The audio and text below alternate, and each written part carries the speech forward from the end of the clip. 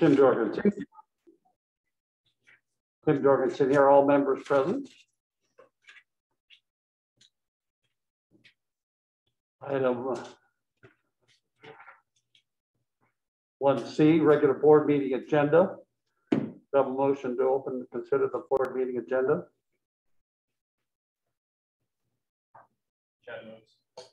Kelly Jensen, second. Kelly, Dr. Zahaki. Are there any changes to the agenda? There are no changes to the agenda this evening, Mr. Jorgensen. Thank you. Board discussion? Hearing none, call the question. Kelly Jensen, aye. Falls Grove, aye. Brianna Tuxoni, aye. Chad Wadsworth, aye. Tim Jorgensen, aye. 5-0. Board agenda is approved. Item 2, public participation at board meetings. The public has the right to comment on any items on the proposed session agenda. Members of the public will be permitted to comment on any other item within the board's jurisdiction under 6A, public comment at board meetings. Dr. Zahakian, do we have any? Not at this time, Mr. Jorgensen. Thank you. None. Item 3, adjourn to closed session, reconvene the regular board meeting. The board will consider and may act on any of the following items in closed session. Any action taken in closed session will be reported in open session as required by law. Closed session may be called at any time during the formal meeting by the motion of the Board of Education for the purpose of discussing personnel problem, pupil problem, purchase consultation on a legal problem with an attorney and employees organizations in regard to salaries and or fringe benefits. All former action involving such matters must be made in an open meeting. So the items will be conference with labor negotiators, public employee discussion, conference with legal counsel, and or student matters. Do I have a motion to adjourn for closed session? So moved, Kelly Jensen. Kelly, I'll second. Brianna. Discussion? Hearing none, call the question.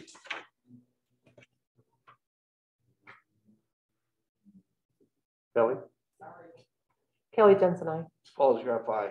Brianna Tuxoni, aye. Chad Wadsworth, aye. Tim Jorgensen, aye. 5-0. We adjourn to closed session at 6:32.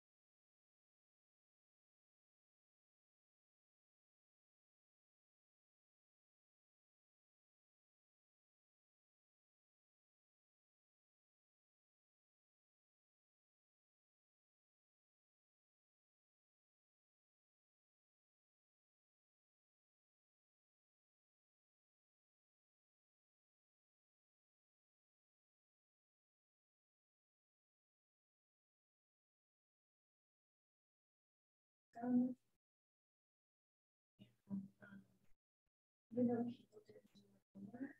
is fine.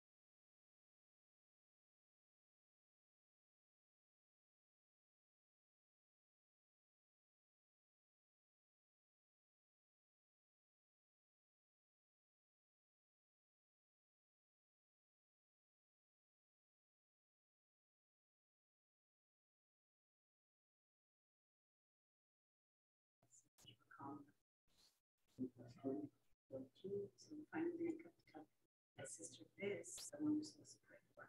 She was in the car accident. She's okay. She went to the hospital. Testing, testing, testing.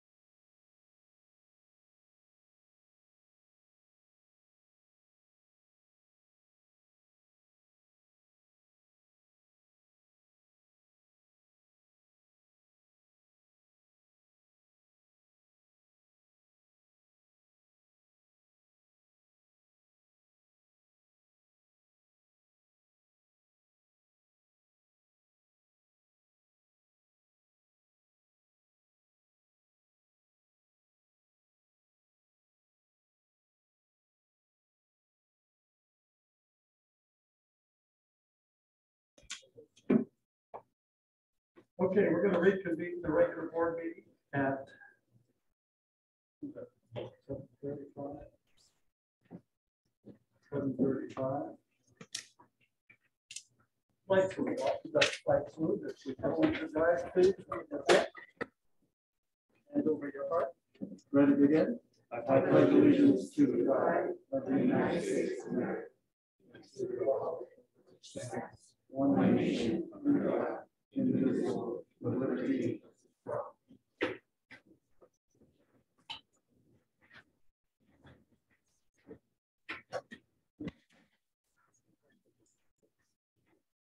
Four B, so a copy of the civility statement. It is the desire that to communicate clearly and concisely with respect for the time of others, listen objectively, carefully, considering the opinions of others, understand the counterproductive effects of disruptive, demeaning, or intimidating behaviors, understand and respect district policies and procedures, maintain a respect for the rich history of the district and the efforts of others who have served in the past. Item 5, closed session. The board will report on any action taken during the closed session as required by law. And at this time, it's my duty to report that no action was taken. Item 6, public comments, recognitions, and reports. Dr. Zahaki. So, Mr. Jorgensen, we have two public comment cards on two different agenda items, two different topics, I should say. Thank you.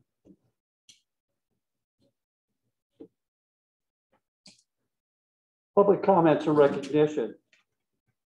The speakers can submit the cards to the trustee located at the exhibit table and agendized or non-agendized items to the superintendent prior to the meeting. Not more than 3 minutes are allotted to any one speaker. No more than 20 minutes on the same subject. This portion of the agenda is for comments, recognitions, and reports to the board and is not intended as a question and answer period. If you have questions for the board, please provide the board president with a written copy of and an administrator will provide answers later. Our first requested comment tonight, presenter tonight is Susan Gilbert. If you could state your name for the record, please, and you have 3 minutes after conclusion.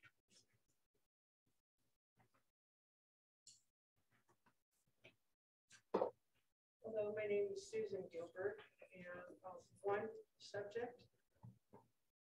Hello? Okay, better. Thank you. Sorry about that. Hello, everyone. Before I get to my topic, I want to thank the board or whoever is responsible for putting the announcements for the school board meetings on the front page of the AADUSD website. Makes it much easier to access the information. Please keep doing this. I would like to make a comment about the vaccine clinic announcement you have on the AADUSD website. The vaccine clinic announcement indicating we're going to have a clinic on these premises to administer COVID vaccines, among others of vaccines. I have a problem with that. The website announcement offers incentives. There's language in there, incentives, come on down, get, quote, free books, resources, and other giveaways, unquote. I don't know about you, but when I see or hear free and giveaway, I'm thinking game show, contest, or a way to trick somebody into doing something. Any way you slice it, the vaccine clinic announcement sends the message, whether you intended it or not, that the AADUSD fully supports vaccination of all the kids in our district. This is not acceptable. There has to be recognition of parental choice here. If you're going to post an announcement such as this, please be fair and balanced. Post non-biased, resources for parents to review regarding the risks of these vaccines. Let parents do their own research, make their own decisions. If you want to keep the announcement up, please post a disclaimer or some type of language there that says, please do your research before making any decision to vaccinate your child or yourself regarding COVID-19. Otherwise, you could possibly subject yourself to liability. And thank you. That's my first topic. Am I allowed to speak on the second one? Okay. And the second request for comment is again, Ms. Gilbert. Just restate your name, Ms. Gilbert, and you can proceed with 3 minutes.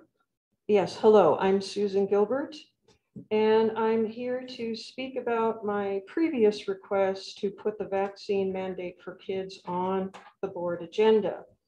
I was here 2 weeks ago when I requested the board, please put this matter on the agenda. I don't see it on tonight's agenda. I could be wrong, but I looked and I didn't see it.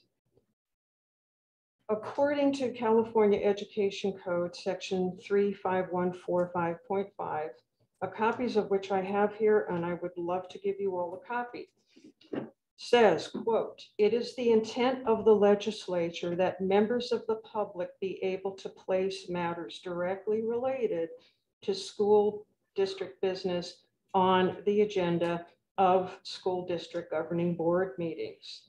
So according to this law, I or any other member of the public are allowed to place matters directly related to school district business on the board agenda.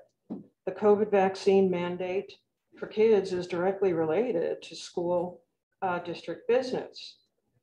Again, I respectfully request that under this education code section that you please, please, please put the COVID-19 vax mandate on your agenda for an item of discussion no later than April 14, 2022, which is 2 board meetings from now.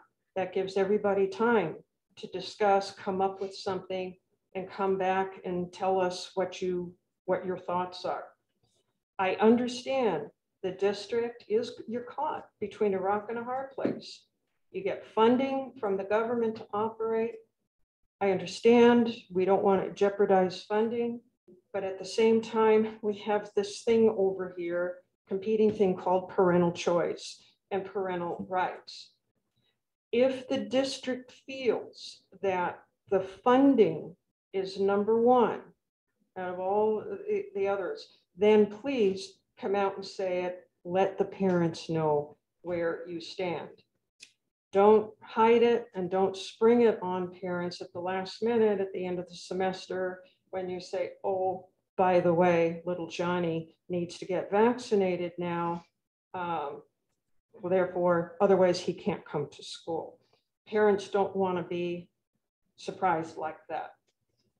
If you decide not to discuss the vaccine mandate, if you decide not to discuss a plan for dealing with it, then it is assumed that you will comply with the mandate.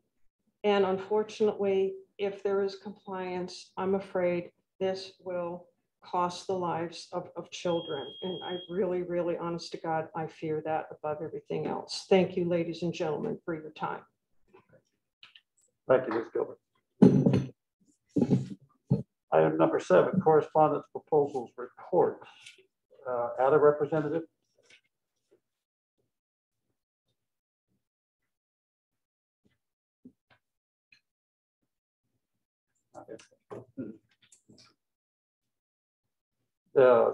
B7B, CSEA representative. No. Mr. Sparks is online.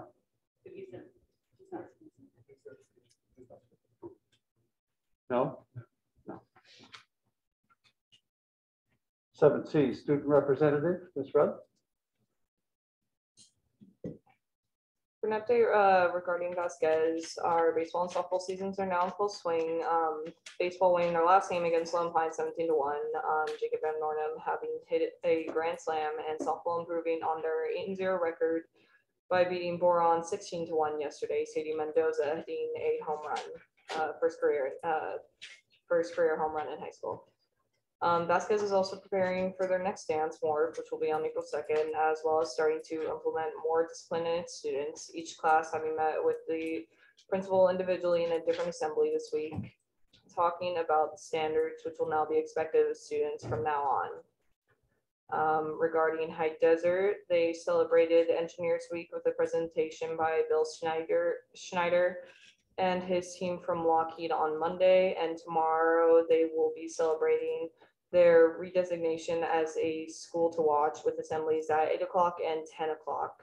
They hope to see all of their families there celebrating the school and their amazing accomplishment. And their basketball season started and games will begin next week. And unfortunately, I don't have an update regarding Metal Art tonight. And just I might add that we're all excited as students to see the mask mandate end on Monday. That's all I have. Thank you, Ms. Rudd. 7D, Superintendent Gold Standard Report, Dr. Sahatson. Thank you, Mr. Jorgensen. This evening, I'll be providing an update to my first 100-day entry plan with the board and our community. I had introduced my entry plan back in August as I started my role July 1st. The plan encompasses 5 goals: governance, organizational capacity and alignment, students, engagement, communications, and culture and climate. But before I do that, I do want to mention that there's a new addition to the superintendent's report as suggested, titled Community Minded Announcements. So I want to thank Ms. McCauley for reaching out to community groups and our community leaders. Thank you for getting back to Ms. McCauley. Thank you, Ms. Victoria Taylor, President of Acton Women's Club, for submitting an announcement for the community. Acton Women's Club is encouraging our high school students applying to trade schools and colleges to apply for an annual scholarship. Online applications will be found on their website between April 1st through April 30th.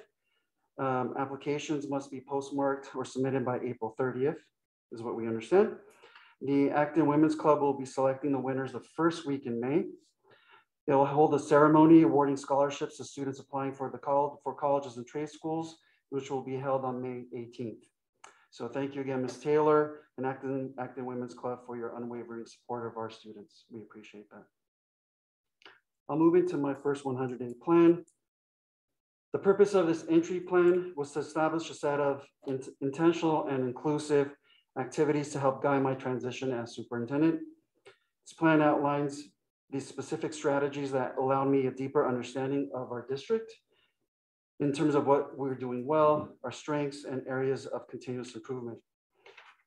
So what you'll see up on the screen, thank you, Alex, once again, are some of the goals. I'm not going to read this verbatim, but the 5 goals: governance, to continue to develop our school board and superintendent relationship. That's an ongoing goal. Number 2, organizational capacity and alignment, increase organizational effectiveness, efficiency, and ensure high performance and support to schools. 3, students, focus organizational efforts and align resources to ensure that all students thrive academically and social and emotionally. Number 4, engagement and communication, build public trust capital and confidence through open, honest communication with positive relationships. And lastly, the 5th goal, culture and climate, promote and ensure a positive, collaborative, constructive climate focused on student-centered culture and positive outcomes and achievement. So with that, I'm gonna just share some of the artifacts with you. So you'll see some icons, so just bear with me here. The red icon indicates something that has not yet been initiated. The yellow icon, something that's in progress. The check mark, an activity that has been completed. So for the role of governance to strengthen board and superintendent relationships, Mr. Alex, if you go to the next slide, We start with the artifacts. So the artifacts, thank you to the district office and my cabinet. We provide our board every other week, Friday, a communique, which really provides departmental updates and things that are being worked on within the district, as well as school updates. The superintendent report is something that is on the agenda for every other week for the board meeting. The presentation of this entry plan back in August and an update today. Participation with board members for professional development, such as California School Board Association Annual Conference, and a crisis communication guide that's been implemented for immediate communication between sites and district office to the school board. Next slide, please. Goal 2, organizational capacity and alignment. Again, increasing organizational effectiveness and efficiency. Mr. Alex, if we go to artifacts. So support to principals from district office, from cabinet, our incredible Ms. Shah, incredible Mr. Mirza, myself, as a superintendent, holding joint parent orientation assembly in the fall with our principals for orientation of students coming in and parents. We do hold a monthly district leadership and principals meeting formally. We're not going to go through each and every single line. The LCAP supplemental alignment with districts 2021, 22 LCAP plan. Moving forward with a formal demographic study that was recently completed, forecasting short and long-term enrollment projections for our district. That's something that's going to be presented in the next board meeting or in April. And community outreach, meeting with Antelope Valley College president for dual enrollment, something that we were able to launch in January over at Vasquez. So we're excited about that. Goal number 3, our students. Focusing organizational efforts to align resources so our students could thrive academically, socially, and emotionally. We could go to the artifacts page, Mr. Alex. So resuscitation of our DLAC, our district English Language Advisory Committee here at the district, selecting a DLAC president, vice president, secretary, and working on our district's EL master plan is in process. The implementation of AVID, advancement via individual determination. We're in the planning phase with AVID and our 3 sites and our AVID teams. Full implementation will be taking place 22, 23, 4th through 12th grade. LACO, partnering with our district for MTSS, multiple tier systems of support, since fall, October 21, for heightening our MTSS efforts. A GAGL implementation to help support vulnerable students on the social media, not the social media platform, forgive me, on our Chromebook platform to make sure that students are maintaining safety. At the last board meeting, we presented the possibility of the maker space, the innovative lab for Meadowlark, and that will, keeping fingers crossed, launch September of 2022, this coming fall for Meadowlark, so we're excited for that. In addition, I've been working with the U.S. Department of Education as well as Department of Justice. I'm applying with the district several grants. One grant called the Full Service Community Schools Grant, which will bring services such as social workers, academic tutoring, and the like to our campuses for after-school enrichment, as well as Department of Justice to provide school violence prevention program and training such as active shooter, as well as maintaining safety, as we could purchase additional radio security systems for our school sites. So that is in development as we speak. Goal number 4, engagement and communication, building public trust, capital, confidence, and awareness. The artifacts are there. Communication guide used by principals in communication with district office in terms of the responsibilities. The artifacts, Mr. Alex, sorry. One more. There you go. Thank you. So a communication guide was developed for principals to streamline communication with district office staff, be it myself, be it with maintenance of facilities, Ms. Shah, Mr. Mirza, and others. Recruitment of principal vacancies. We were deliberate in making sure that we received community input when it came to recruiting the right fit for our principal vacancies. I've been attending joint PTO booster and PTSO meetings with the chairs, not individually, but as a group. So the 3 chairs, including myself, we meet monthly and discuss pertinent issues related to the groups that they are facilitating and leading. Alex, if you could go to and project the formal assessment of existing communication platforms. So we did a very formal assessment of our communication tools that currently exist within the district as part of a marketing and branding endeavor. So we did take a look at a search engine optimization SEO for short, in terms of the usability of our existing website. I know he's trying to pull that up, and there's a lot here. But I do want to mention to our community that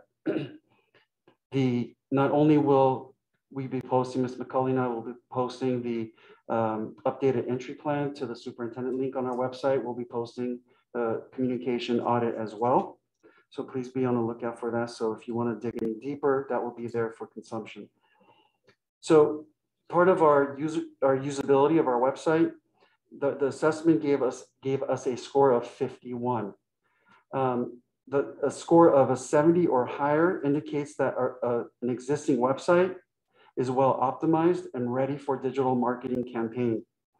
So with a score of 51, we have some work to do on our existing website. Our platform is Blackboard, and so we're working with Blackboard as well as IT, Ms. McCauley, myself, and others to take a look at how to enhance our usability score to make sure that there's maximum exposure through our website and the usability that comes along with that. The next piece is another assessment of district branding. So this is a media audit which reported the district's branding as it exists in terms of our school site web pages, logos, and so forth. The audit provided us some branding recommendations, such as developing a mission statement for the district, developing a new color palette that is more dynamic and better suited for the digital realm. The audit itself indicated that although the existing colors of our webpage is gold and green, gold really resonates when it's metallic or in real world objects. However, in the digital realm, sometimes it falls a little bit flat. So an easy fix is to really kind of have some other colors that will pop, such as blue from the sky, cream from the outer edge of our existing logo, and so forth, so on. So some work that needs to be done there. In addition, we have some recommendations for school branding, which will be to work the level of each school, elementary, junior, our middle school, and our high school, into their specific branding, which might include developing different slogans and mission statements for each school. And that's just an abridged version of the audit for our branding and marketing. We're excited to report that we are expanding our marketing brand outside of our own schools and our communities of Acton and Agua Dulce. So look out for some exciting billboards that will be popping up outside of our community to really talk about our signature programs that we are developing. And with the support of our IT department, we're going to be having an online link to our webpage, a landing page specific for enrollment and to enroll now electronically through Aries. So we're really excited about that. All right. And I want to say, number 5, culture and climate. This goal promotes and ensures a positive, collaborative, and constructive climate focused on student-centered culture and positive outcomes and achievement. With that, if you could go to the artifacts, Mr. Alex. I've been sharing this throughout the past 8 months. Superintendent's virtual forum. We've been holding a Tuesday talk with the superintendent, featuring timely topics such as our health protocols, masking, vaccinations. We had one on academics and social emotional components. Alex, if you could put that link up for the Tuesday talk. This is an example of what is posted in our district newsletters and our in the loop updates. And if you can't get it, that's okay, Alex. Don't sweat it. I know many of us have already seen the district newsletter as well as the in the loop. Hopefully with the Tuesday talk, we'll move from virtual to in person, where we can actually have some coffee and some donuts together and not via Zoom. And the last item, last two items, Superintendent Student Advisory Council has been initiated and well underway. The next meeting is going to be scheduled for late March, where the students will have an opportunity to interview district office personnel, be it maintenance and operations, business, education services, with the questions that they had from the previous meeting that we had. So they'll have an opportunity to meet and ask questions to district office folks. In addition, just to enhance culture, we initiated a Golden Spotlight. It's a bi-monthly recognition at our board meetings, as you all know, recognizing our students, community members, staff for their achievements and their accomplishments within the district. And lastly, but not least, the Shadow Day Collaborative has been initiated. We had a wonderful event in January where the High Desert Hawks were invited to Vasquez for a tour and a preview of an exciting soccer game at Vasquez. Our next Shadow Day event will be in late March. Look out for that flyer to be posted, where we'll be inviting Meadowlark students and families to High Desert to experience the High Desert immersion with activities and athletics and all of the wonderful things happening at High Desert. So with that, that concludes my entry plan update. Thank you, Mr. Jorgensen. Okay, board discussion. I just have a couple comments. First of all, I like the yellow arrows because in education, we're never done. So my expectation would be to have a lot of yellow arrows even after we're past the 100 days. So I do appreciate that because there's a lot to get done. And so it's nice to see that you're doing that. I also appreciate the evidence and artifacts because I think it's important that we don't just say things that we say is happening without any evidence that those things are happening. So I personally seen a lot of 100-day plans, not a lot of artifacts. So I appreciate the artifacts to show, yes, this work is happening. And of course, I really appreciate the marketing and branding and the strategic plan because as I've mentioned before, I thought it was really important when I became a school board member that I didn't feel like there was a strategic plan. And if you don't have goals and direct and a place, a vision of where you're going to go, then you're just kind of going all over the place. So I appreciate that. And I've always said that we needed to do some marketing and branding because I feel like we're kind of off by ourselves and there's a lot of great things going on here. And I think it's important to highlight the great things our students are doing and our community is doing and put our name out there. So I do appreciate that. So thank you, Dr. Sahakian. Thank you. Okay, artifact, I'm an artifact, thank you. Apparently I'm not alone. Listen, superintendents come in, they bring something that they had over where they have, or I come and sit up here and do what I do at work, and everyone has these altruistic ideas about what can happen. I don't want to let the cat out of the bag, but this is how I evaluate the superintendent. The fact that you can get on the website and look at this stuff and figure out, because we're all adults. I'm going to go on a rant here that you'll really like here in a couple minutes, but yeah, we're all adults. We know how to think. And speaking of adults and thinking, if your staff back there, woohoo, this is how your superintendent is evaluated. And so it's a basis of discussion. So if you see something that reminds you of Main Street Disneyland that you don't believe in up there, it's a good idea to communicate that to the superintendent because the direction that the district is going was set by Kelly's strategic plan. I think I cleaned up some messes. And then Kelly came in. I'm gonna correct you, sorry. Because it's Well, not Kelly's excuse me, plan. whoa. It's not Kelly's plan. It's Put up Kelly's plan. historical marker, because that's the first time I've ever been corrected. Next. Don't encourage me, please, sir. So, but anyway, I want to grow this up and have an adult conversation here. Guys, the strategic plan, everybody's wandering around. I throw this at the wall. I call up a board member. I say something one week and I'm supposed to take action next week. That's not how I work. I was elected by popular vote. And maybe some people are sorry they voted for me, but it's too late now. But at the end of the day, guys, what I'm telling you is if there's something on there that you see an arrow that says we're moving ahead, we need to move ahead. You owe it to the superintendent to say, I think this is garbage. I think it's altruistic. I didn't tell him that. Don't discipline them for what I say. But you got to be able to say, I think this idea is half baked or something like that. But I like the check marks and I like the way this is going up on the internet because there will be no surprises in how he's evaluated, except the ones I pull. Brianna.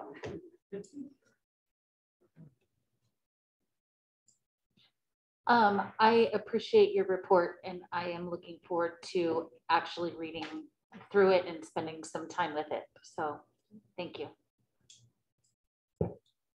I like where you're going with it. The website's definitely cleaned up a lot from where it was.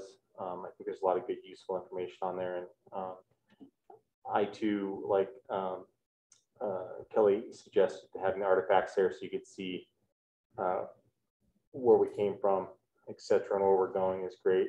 I would also agree with maybe changing some coloring on the website to make it pop a little bit more, and just overall ease of use issues that sometimes can be confusing as you're scrolling through there, but it's exponentially better than it was, say, a year ago.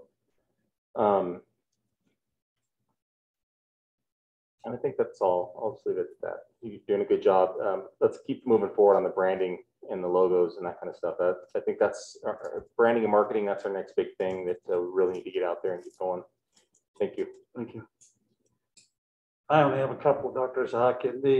First off, I know IT has been working hard on the website to get some little, and it's those little changes that capture the eye, that we get back to who we were 5, 6, 8, 10 years ago. So we have a rich history here. You know, we have 17 years, 18 years of steady growth. I mean, we're like the second oldest district in the state. We need to brand that. We need to let people know we've been here since the 1881, I think it is. And those are things that are important. I mean, those are things that draw people to you when you do that. The benchmarks, the indicators that they're in progress, and the knowing that, oh, sorry, we haven't got this one started yet. There's a big red X there. Okay, let's get on the ball. I echo with what my colleagues say with staff over there to be free to speak up. Don't sit there and just don't be bobbleheads in the meeting when the superintendent's talking. I hate that. When people, I want to go around and hold their head still. I know that you don't know or don't agree, and sometimes there's a question, you want clarification. That's what makes it great. We ask our students to collaborate. All the staff needs to collaborate to make us come forward and grow forward. It's on the website. That goes back to IT. Alex and C's are doing a great job over there. Thank you for that. That gets it to the point where make it simple to understand that our community can go to the website, they can find it, click, they can have a web, they can have a link, they can have something. Put it like she said on key elements, put those on the front page so when they pop, there's the piece of information that's most relevant right today. And then we move on, and that's a rotating thing because there's things that are going to change from time to time. So that part I'm really appreciative of, that we have that sequence that says, here's what we want to do. It's in progress, or we're pretty much done. So we get the X and we get the little mark there. But now they have a way of looking to sit there because, you know, my 18 years in the district, I saw 5 or 6 of these, and it would get to the yellow started, and that was the last we ever heard about it. So what I'm looking at is those yellows turn into completed. And so I'm going to give you like 30 minutes to get it done. No, I'm just kidding. But in reasonable time, that from semester to semester, year to year, because these things take time to evolve. We need to engage our community, our different community, our members, and keep them actively involved and look at them and say, what can we do better? Because there are tons of things we can do better. But we already do a lot of good stuff. And we need to let those people know driving down the 14 freeway, hey, don't do like I did when I interviewed in 2000. I drove right by Vasquez because I thought it was a youth detention center. And I went to High Desert for my interview and they said, no, you got to go back to the high school. So that's the perception, the branding of what we are here. We are a unique community of people in nice settings. We have great kids and we have a distinguished school over in Meadowlark. We have a school to watch at High Desert. Vasquez is coming up with a new technology. It's a smart campus. We've got all these things. We let people know where we're at. And that's where I'm really glad that to tag on what Miss Jensen started. My big thing is branding, let people know who we are. We're the Meadowlarks, we're the Hawks, we're the Mustangs. Come here for quality education and a valuable high school experience. One last thing. You said our score was 51 and the expectation of the goal is 70. Can you elaborate just briefly on that? Sure.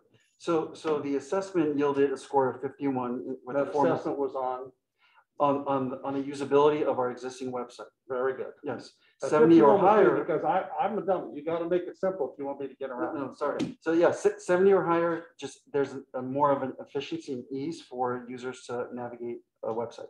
So we're on top of that, Alex, right? Alex has gone bobblehead. I got it. We've all been meeting. We Anyway, have a thank good you team for, together. thank you to you and the staff and site administrators. The expectation is that you're going to raise your hand in the meeting and you're going to, okay, my head's not moving. I need to understand what we're doing here. I have contributions to make. Thank you for your hard work. Thank you. All right, moving on. 7E, COVID-19 reports. Dr. Zahakian. Thank you. Quite a few updates. President Jorgensen, community, board members.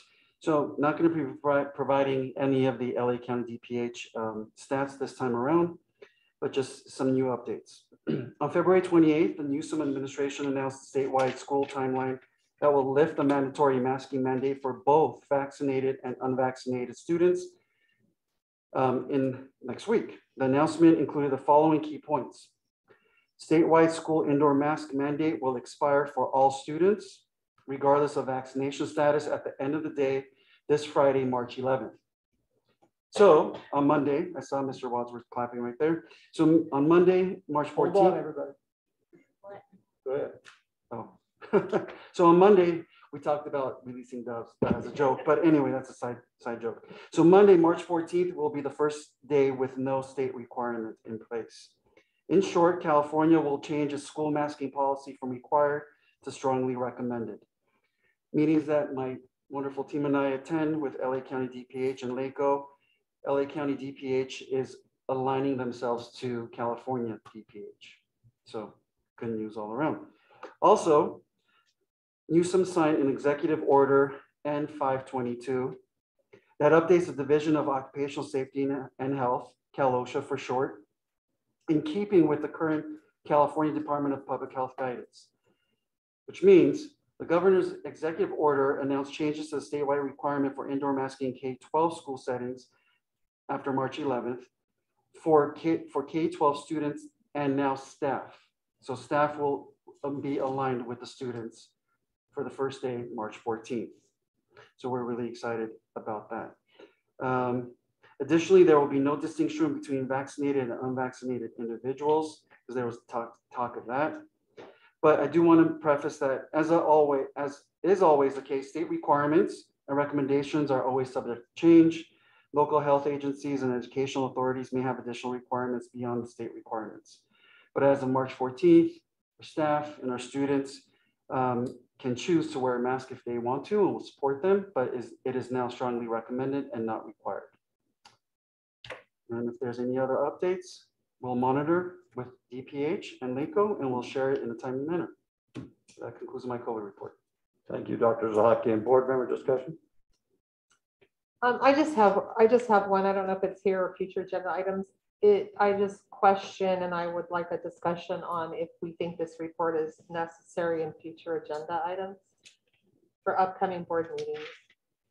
And if there is a change, I suggest that we just, Dr. Sahakian can let us know on a board agenda item if it's necessary, if anything were to change. But as far as a COVID update, I think we can all find the county numbers, and we hear enough about the county numbers. And so I'm going to propose that we remove this from our future agenda items if we want to visit that. I would agree with that. So, and just a reminder, we did have discussion earlier about, parent choice, student choice. I think it's important to respect anyone's choice, whether they want to wear the mask or the way they don't want to wear a mask. It's important that staff respect each other and students respect each other. If people are comfortable wearing a mask, more power to them. If they want to take it off, more power to them. That we keep our opinions to ourselves and just support each other through this difficult last few years. Some people have trauma, they've lost loved ones, they have strong feelings about it. Others have never had anything happen. They're tired of it. So I just think as a community, just not as a school, we should just respect people's choice, what they want to do. And I think it's important that we have those discussions with students and pay close attention to what Dr. Sahakian said. There's no like, you don't have a vaccine, you're over here, you had a vaccine, you're over here, you have your mask on, you have your mask off. We're all together and everyone has a choice how they want to go through this time. So I think that's important to remember. Don't agree with pulling this off the agenda. This item has been on the agenda for almost 2 years. It has been a running ability for someone to fill out a card and stand there just because it's a superintendent's report or anything like this.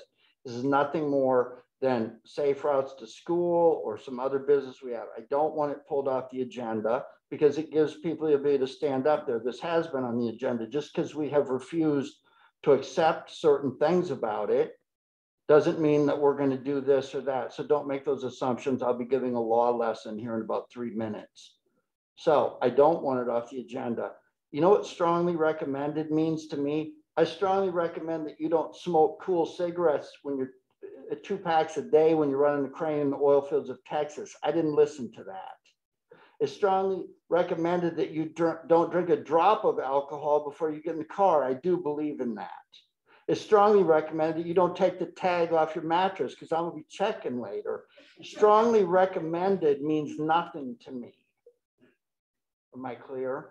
What does mean something to me is when we line up over here and use last minute identity politics to jump in and come in here and try to run me up the flagpole like I'm a child and tell me what I better do and better not do. I've refused to engage in certain conversations about this. I will continue to refuse to engage in certain conversations regardless of what law documents hit my trail.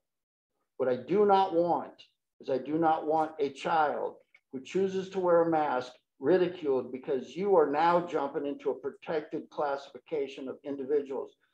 Your HIPAA rights and your FERPA rights, if you're students, are sacred things. They are federally protected things. So if you have to find your identity and pointing at people who wear masks and those who don't, I have a problem with you. Other than that, get them off your face unless you want them on. Next. But I will not support this coming off the agenda just now.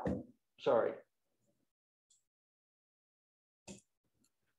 I am very much looking forward to getting the mask off.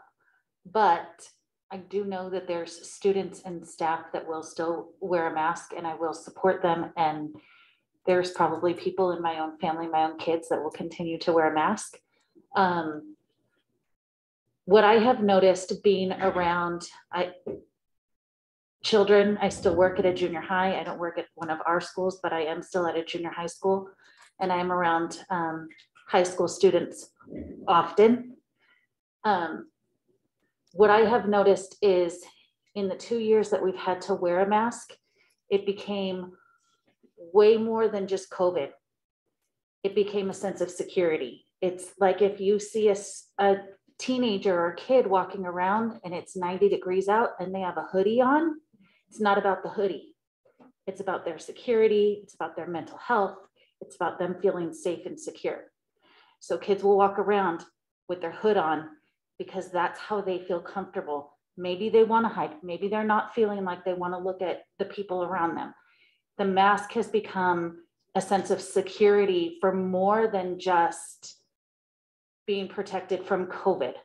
So there are some kids out there that maybe they're not maskers, they're just comfortable. That's how they're comfortable now, hiding their face. And hey, that's okay. It is okay if kids want to walk around with masks. It is okay if kids want to walk around without masks. It is okay if staff wants to wear masks because maybe that's how they're comfortable. Maybe they're not secure enough to take off the mask. Maybe it is about COVID and they're not comfortable that way, but we still need to respect every single person's decision. So personally, I cannot wait to see other people's faces. I'm very excited. I personally can't wait to get rid of these tan lines that I have underneath this mask. So as soon as I can take it off, it will be long gone, although I still have to wear it at work. So Friday is going to be great for a lot of people, and as much as I can get away with not wearing it, I'm super excited about it, but I still have to do it at work. But that being said, everybody has the right to choose. So if you feel comfortable wearing the mask, by all means, keep wearing it. If you don't, then it's time to get rid of them come Friday. So congratulations to everybody. We're moving forward. That's all I have to say. Well, as an educator, I want to see the faces of my students because I can judge by the look on their face that they're happy to be in my class, they're happy to take a final, they're happy to have a test, they're happy to have homework. But by and large, I can tell what they are. That's the first communication, is your facial expression. People can see it from 10 meters away. Well, that person needs help. Oh, hey, what'd you do? Everybody, they got that communication. So I'm welcoming the opportunity to see students. I work part-time for Cal State Bakersfield, and I go into classrooms at the different campuses, and some students are already not wearing their masks. They're on the same timeline we are. But I've heard time and again that, is it okay if I wear my mask? Yeah, sure. So we as adults model positive behavior. It's your choice. That's certainly fine. If you want to do that, no problem. I understand. And vice versa for staff doing the same thing. But we're an institution of learning, and we're an institution of guiding and mentoring and modeling behaviors so that we look for those students. Hey, you're wearing a mask. I'm making fun of somebody. The adults in the room correct it, make sure it's okay, so that we look out for the students that want to do it. I also officiate volleyball games, and I was at Little Rock High School last night, and the AV student came up to me and said, hey, is it okay if I wear my mask when I play? And I said, yeah, it's not required, but it's something up to you. It's certainly fine. So just fast forward, he only made it through the first match with his mask, and he realized he could play a little better. He was out there moving around, but he was checking to make sure it was okay, and that's fine. And that's the adults in the room, from the administrators to the students to the staff in the office. When they come to our campuses, they need to know that that's a safe place for them to come and do their thing, communicate with their peers, get some education, and not feel guilty one way or another. Have a mass tournament day. I don't care, whatever it is, whatever their choice is, that they get to choose to wear their mask, and they can choose to take it off, and it's certainly acceptable. And in the same way with our adults. So we're all looking forward to this. We've been wanting this. We've been telling everybody, please be patient. And now it's on us to implement. And the implementation is to look out for the rights of each of our students and our staff to choose what they want to do. And that's okay. And we'll get on and we'll move on down the road. So it's good news for sure. All right. Item number 7, submissions. Dr. Sahakia. No, sir, we don't have any submissions for this evening. None. 8, board comments. Ms. Jensen. I don't have a lot, but I wasn't here the last board meeting because I was at a conference, and I did learn a lot, so it was great, but that's neither here nor there. But I want to welcome, I didn't get a chance to welcome Nicole Moynihan for being the new principal. I look forward to coming and visiting you, and it's great to see you in this position, and I wish you the best, and I look forward to see what you can do with our staff and students. And we talked about the strategic plan earlier, and help us just brand our schools and be a big part of this plan and what we have going here. You have a great, cute little school, great parents, great staff. So as a new principal, it's a gift. And so we look really forward to working with you. So we're really super excited for you. And I didn't get to just express my happiness that you're getting a makerspace too. So there you go. So I didn't get to be here for that, but I think that's really exciting that we're getting some great things that our kids deserve. So can't wait to see a ribbon cutting up for the makerspace. That will be great. So I have to make those two comments about last time because I wasn't here. I look forward to the Schools to Watch assembly. And congratulations again. And I know that you were recognized, and so that's great. And you missed earlier because we announced that your son hit a home run at the baseball game.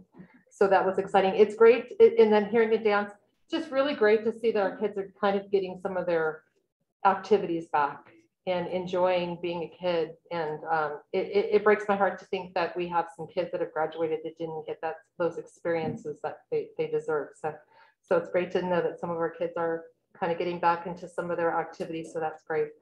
And I want to thank the Women's Club. I know that we talked about some scholarships, and you know, it's a lot of work to give your time and service, and with nothing more than want to love your community and want to serve your community. So I just would like to give a shout out to the Acton Women's Club for really recognizing our students and partnering and giving them some scholarships. So I look forward to the spring when we get to visit with them. So if anyone that's listening from the Women's Club, I really appreciate you and all your work. And the website, again, 51, and that's an improvement. So, and it kind of goes along with what Susan Gilbert said earlier, that she appreciated it and how much more work we have to do. So part of the branding, there's nothing worse than saying, hey, let me check out this school district. That's the #1 thing about branding, right? And it's like, okay, 21st century learning, and we've got, and some of our stuff looks like it's when we started in the 1800s, but we didn't have technology back then. But so I really appreciate that as being just always trying to make things better. And I'm going to disagree with Tim because he said he wants to see everything turn green. If you tell me, Superintendent, that you're done, I like to see the yellow arrows. I want to see everything's in progress and that we're always making improvements. Because once you sort of hit, some of it goes like, yeah, check, check, check, done. But some of the things, Mr. Jorgensen, they turn green. You're never done with some of these things. You're never done because we only make things better. We only make things better. It could turn a different color yellow, but let's keep it going. So we're never done with our work. So I just wanted to tell Tim for once that I disagree with him on that. But I appreciate everyone's hard work. I know spring is here. We're going to see some smiling faces, and sports are back, and our kids are having a good time, and they're going to have some great things. And so just to our staff. And Alex, thank you, because our 51 has nothing to do with you. I give you 100. So thank you so much for all you do too. My, how cheery, I'll change that now. First off, I want to thank Tim and what'd you say your name was? Shelley, for sharing what it was like in the 1800s and 1881 respectively. Thank you.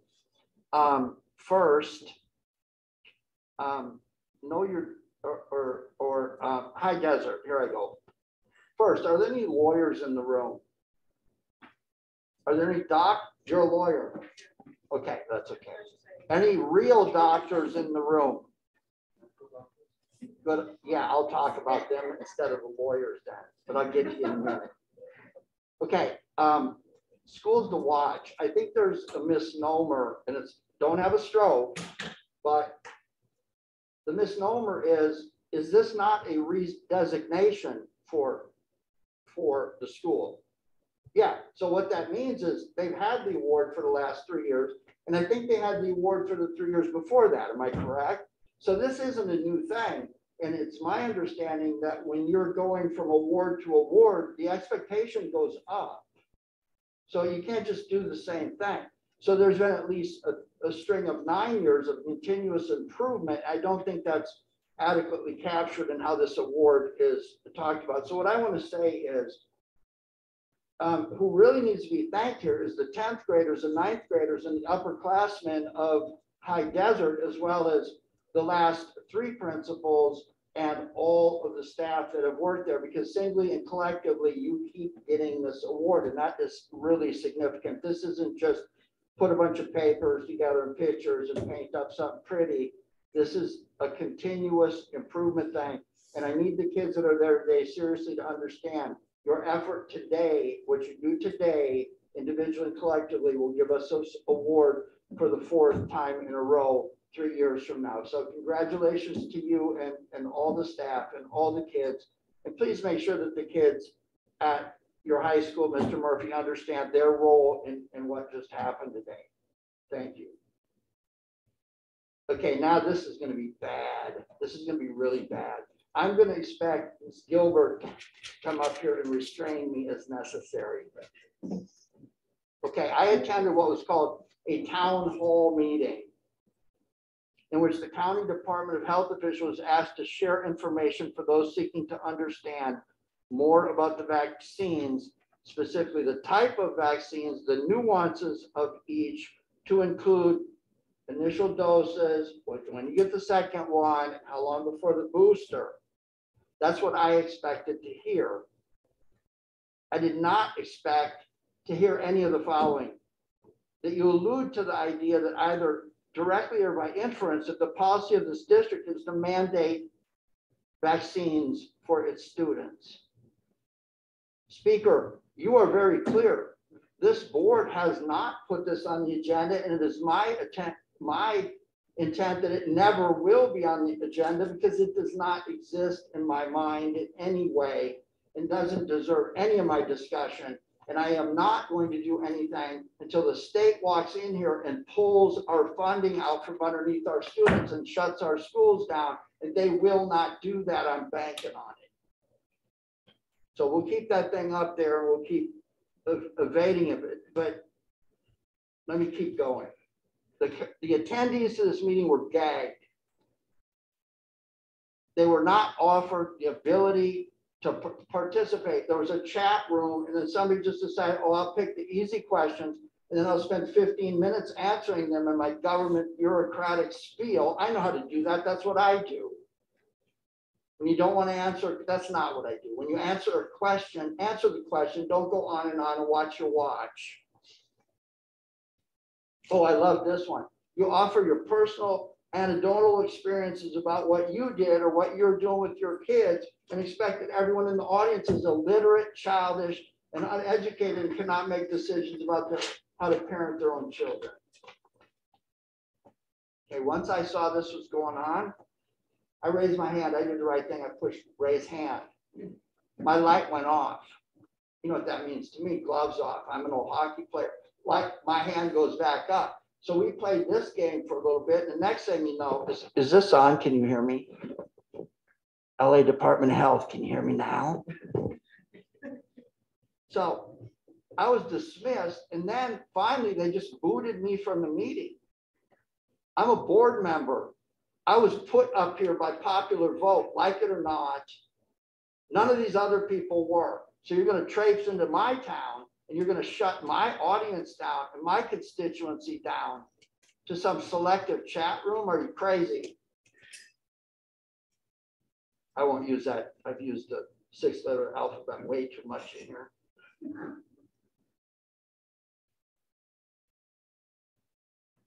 The intentions for having the meeting were very clear. We don't want to take questions. We're going to tell you what we want to know.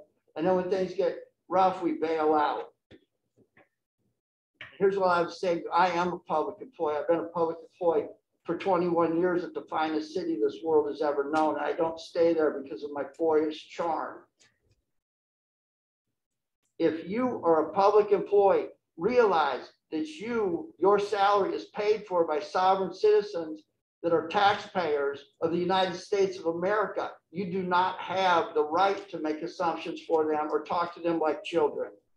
Everything about you, the house you own, the car you drive, the food you eat, the medical benefits that you take for granted, And that pension that's gonna put you at your wine tasting in Solvang and in your book club so you can get away from your spouse once a week, we pay for that. How dare you squelch me down? Guys, staff, I know LA County was reaching out saying, hey, we need to check this box. We need to offer the ability for you to know where to get your shots if that's what you're doing. And I really think if the information was put together objectively in a video that said what I'm saying, somebody might look at it, they might look at it and say, hey, I was going to go get the vaccine, and now because of this public service announcement that doesn't have all this garbage associated to it, I'm an adult, I can think, I can watch this, and I can make a decision. Maybe the decision was to change their mind.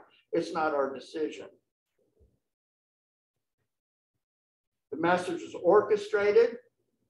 I was shut out of the meeting. I couldn't say, hey, nobody, you don't sit in here and tell us to mandate anything. Get out. So, LA County, sorry to tell you, you do not set the policy. We do. Questions? Maybe you could call me. I'll put you in a chat room. Okay. Was that as bad as it felt? Last thing I'll close with this. Who knows who Learned Hand was? Learned Hand basically come up with this formula that said, if it, I'm paraphrasing this in my limited understanding. I went to school in Oklahoma. Don't hold it against me. Not really. So what the formula basically says, if it takes you more effort to do the wrong thing than it takes to do the right thing, the difference in that effort extrapolated by the severity of the damage is how you figure out how badly you hurt someone. In addition to that wonderful formula, whatever that meant, I didn't even read it, I just made that up. Hand was a proponent of the need for jurists, public servants, and elected officials to remain detached from separate positions that the subsets of their constituency takes up. That means I don't listen to 3 people over here and 4 over here and put my focus there, because when I do that, it erodes the objectivity that I need to sit up here to represent all of the constituents I represent. When I start taking up those factions, my focus goes to it. I erode and decay the effectiveness of this body as a whole to represent what's good for all the people. I may not like what you think, I may not like what you think of me, but damn it, I'm here to represent what this community wants to say. And they're telling LA County, you don't come in here and tell me what needle I'm going to put in what kid's arm.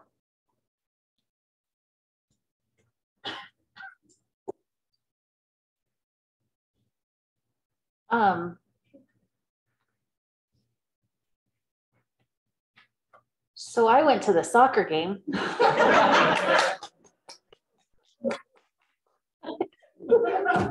Awesome. Did we win? So I was able to attend the Silver League Championship soccer games. It was super cold, so I left really early, but I was able to watch our high desert kiddos just really work hard, and they showed so much heart and so much dedication. It was really fun. It was really fun to see parents there supporting their kids. One thing that I noticed that has absolutely nothing to do with soccer per se, there were practices going on at, well, first of all, parents from the other schools really, really appreciated our fields. And I know we have the opportunity to play at bigger fields in the whole Antelope Valley. When they come to our field, there was our views, our fields, our ease of use, all of it, it was very appreciated. So kudos to our maintenance staff, kudos to Coach Sparks and our whole sports staff as a whole, Don Schneider, our principals at both schools. It was a good show for Acton Agua Dulce. So good job, guys. One thing that I noticed that I really loved as an employee and as a parent, when the Vasquez kids were done practicing, they came over and watched our high desert kids. And that was really cool. we really have some outstanding students. So to that, I want to say kudos to the parents that are raising our kids. You're doing something right. So good job. It was really fun to watch those high school kids come over and watch our younger players. I am really looking forward to basketball season. And I know some of you know that I do work at a junior high that is in the Silver League as well. So I'm in the process of making a half High Desert, half SOAR Prep shirt. It's coming because I'm for the kids and I'm for all the kids, not just Acton Agua Dulce kids, but all the kids. So I will support them all and I will cheer for whoever wins and whoever loses and all of those kids to play their best. So that was really fun for me. I was also able to attend the Vasquez Winter Ball. I was not invited to the Winter Ball. I was invited to help clean up. But I was told 9:30, so I showed up at 9:30 and it was still going on and those kids were having a blast. So kudos to ASB and all of the parents and staff that helped put that on. Those kids were having so much fun. And thank you for letting me come put tables and chairs away. It was a blast. And I'm really looking forward to the assemblies tomorrow for schools to watch. That's really exciting. So I will see you tomorrow. That's it. Brother Fallsgraf, I'm very concerned you have Mountain Dew and a Red Bull. Might need to slow it down a little bit, okay? So the missionaries will be at your house. They are every week. I know. Anyways, I'm holding it for Kelly. moving forward. I'm going to speak on something totally different. My life's been so busy with work that I haven't had a minute to spend at any school function, if I'm to be totally honest with you guys. But now that we're coming to the end of the mask stuff, I hope that as a community we can find some unity and come back together and let's do good things for the schools, let's do good things for the community. Let's get on the same page. I think we're all better off together, working in one common direction. And I hope these masks go away forever and we never have to look at them again. So that's my only message tonight. Let's unify, let's come together again as a community and start getting some good ideas out there. We're going in a great direction. We're doing a lot of neat new things, and I think it's only going to get better. And I just want to say thank you to the principals and the staff for being here tonight. It's really great that you guys come every meeting. That wasn't the case, say, a year ago. So thank you for being here. That's all I have to say. Okay, I get to correct Ms. Jensen. No. Well, that was a comparison to what it was 8-10 years ago, where we say, oh, we did it. Oh, no, we haven't. Where'd it go? So I'm hopeful that it's a steady progress, but I want to see some completion, and then we'll add something else because it will lead into something else. So we're on the same page. We're on the same page. We're on the same page. Then the one thing I want to call it is Miss Van Horn's here tonight, and I had the privilege of traveling to Monterey with Dr. Sahakian, Principal Van Hornum, and Melissa Trussell from High Desert for the recertification, redesignation that High Desert is a schools to watch. Now, Mr. Falsgraf had it correct, is that this is something that's been there 4 times prior, and then the last year, because of COVID and glitches, it didn't get done. And then you made it a mission that, wait a minute, I know this happened, we're doing it again. And so you went back and went through and contacted everybody on your leadership there. And I got up there and I was able to connect with hundreds of other schools. And Castake Elementary was up there. There was Lancaster representative, but that was the only one in our region that was there. It was Castake, Acton Agua Dulce, High Desert, and then Lancaster School District that had this certification, redesignation as a schools to watch. Now, redesignation is not like our distinguished school at Meadowlark. They got that years ago, and it's something that they earn. Okay, you have it. It's like a trophy sitting on the wall. We're very proud of it. They worked very hard for it. There's a plaque on the building. Not so with High Desert.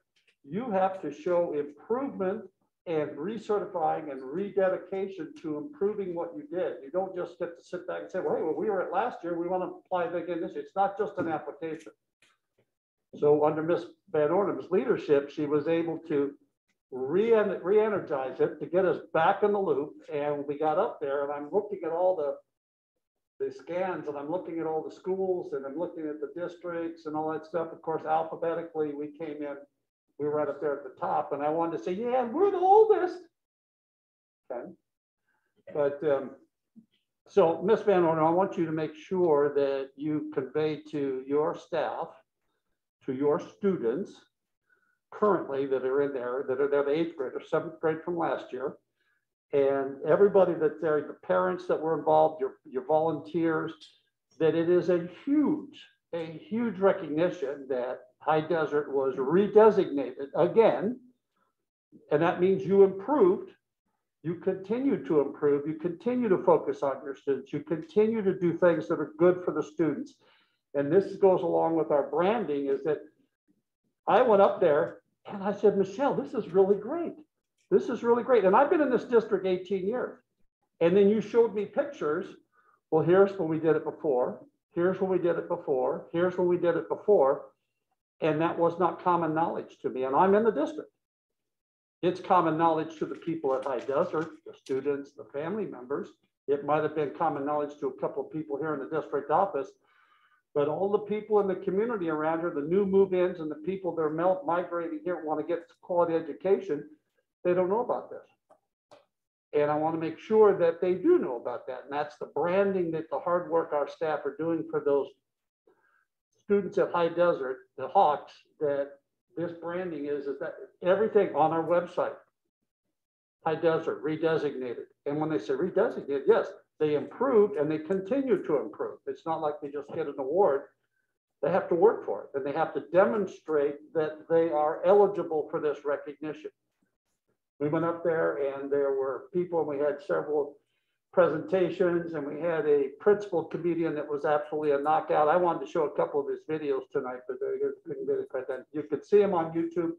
It's a great camaraderie of professionals that care about students, and High Desert represented Acton Agua Dulce to the best of their ability. I was able to even connect to an administrator that came and did WASC accreditation. He goes, hey, Tim, and I'm going like, somebody knows me up here?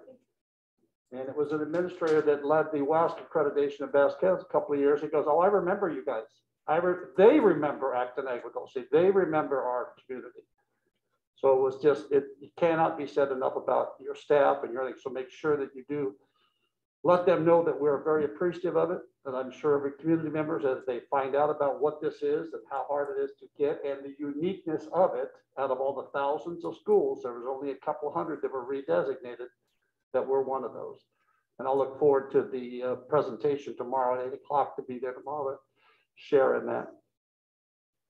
We're moving on. The pandemic is migrating. It's going to immigrate to an endemic where we're going to deal with it forever. But it's something that we have the ability to do, and we're looking out for the welfare of our students. So when the mass choices come up on Monday, it will be awesome to see the faces of our students and our staff. And I'm sure everybody's going to be relieved by that. But like I've echoed what all my colleagues have said, and I'm sure the administrators know that they will pass on to their staff, is that the respectability of the students who want to wear masks, it's okay. The ones who don't want to wear masks, it's okay. And that goes for our staff. So we can get on with what we do best here, and that's providing high quality education to all of our students. Thank you, Michelle, for everybody at High Desert staff for doing all this. And now the job is tough for you, is to have that communication, that mentoring and modeling skill to deal with students who you observe that are, hey, hold on. It's okay if they wear a mask. We got to have the dialogue. We got to be prepared for that, because you know students will be students and some adults will be students. You know, we need to deal with that and move on in the best interest of our students. So looking forward to that. Moving on, 9, consent agenda. The consent agenda will include items 9A, the consent agenda 9B, minutes of the regular board meeting 2/24 of 22, and 9C, the warrant register. Do I have a motion to consider? So moved. Kelly? Chad seconds. Chad seconds. Dr. Zahaki? For the warrant register, there isn't anything that's very specific that we need to bring up at this time. So no comments here. Thank you. Board discussion? Hearing none, call the question. Kelly Jensen, I. Falls Graph, aye. Brianna Texoni, aye. Chad Wadsworth, aye. Tim Jorgensen, I, 5-0.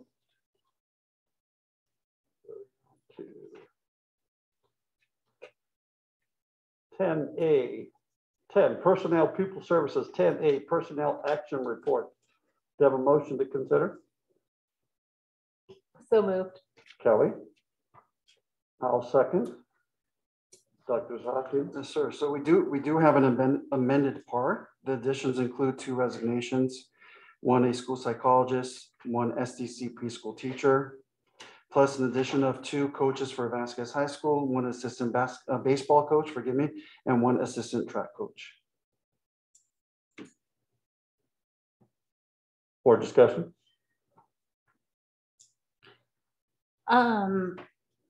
For the certificated employees, the English position, effective date August 1st, is there a plan in place? Because it's only March. So what is the plan for that class until then? Sure, Ms. Texani. I'll defer to Ms. Shaw. She's been working diligently on the English vacancy. We currently have a long-term sub in that class. So our principal has been filling in for that position. He is no longer filling in, and we filled it with a long-term sub. Correct. Yeah, awesome. Thank you for getting him some help in there. 2 other comments. There's alumni on this list coming back to coach. So that is awesome. So that makes me excited that we have alumni coming back. It says a lot about their coaches that they want to come back and coach with their coaches and coach their teams. That's awesome.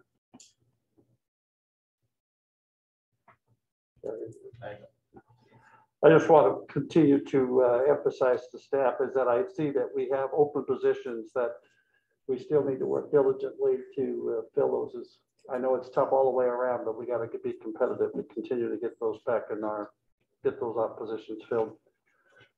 No further discussion, call the question. Kelly Jensen, I. Falls Graph, abstain. Brianna Texoni, aye. Chad Wadsworth, aye.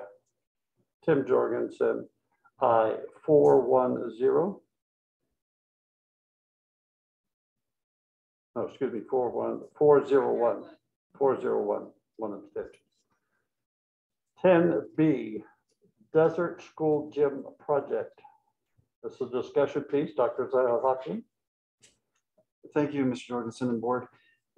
In coordination with High Desert Booster Club and High Desert staff, they have created banners for the gym to honor the talent and the hard work of our wonderful High Desert Hawk students. Ms. Van Ornum, would you like to say a few words? And it's an exciting time for the High Desert community. I want to give you this opportunity. Thank you.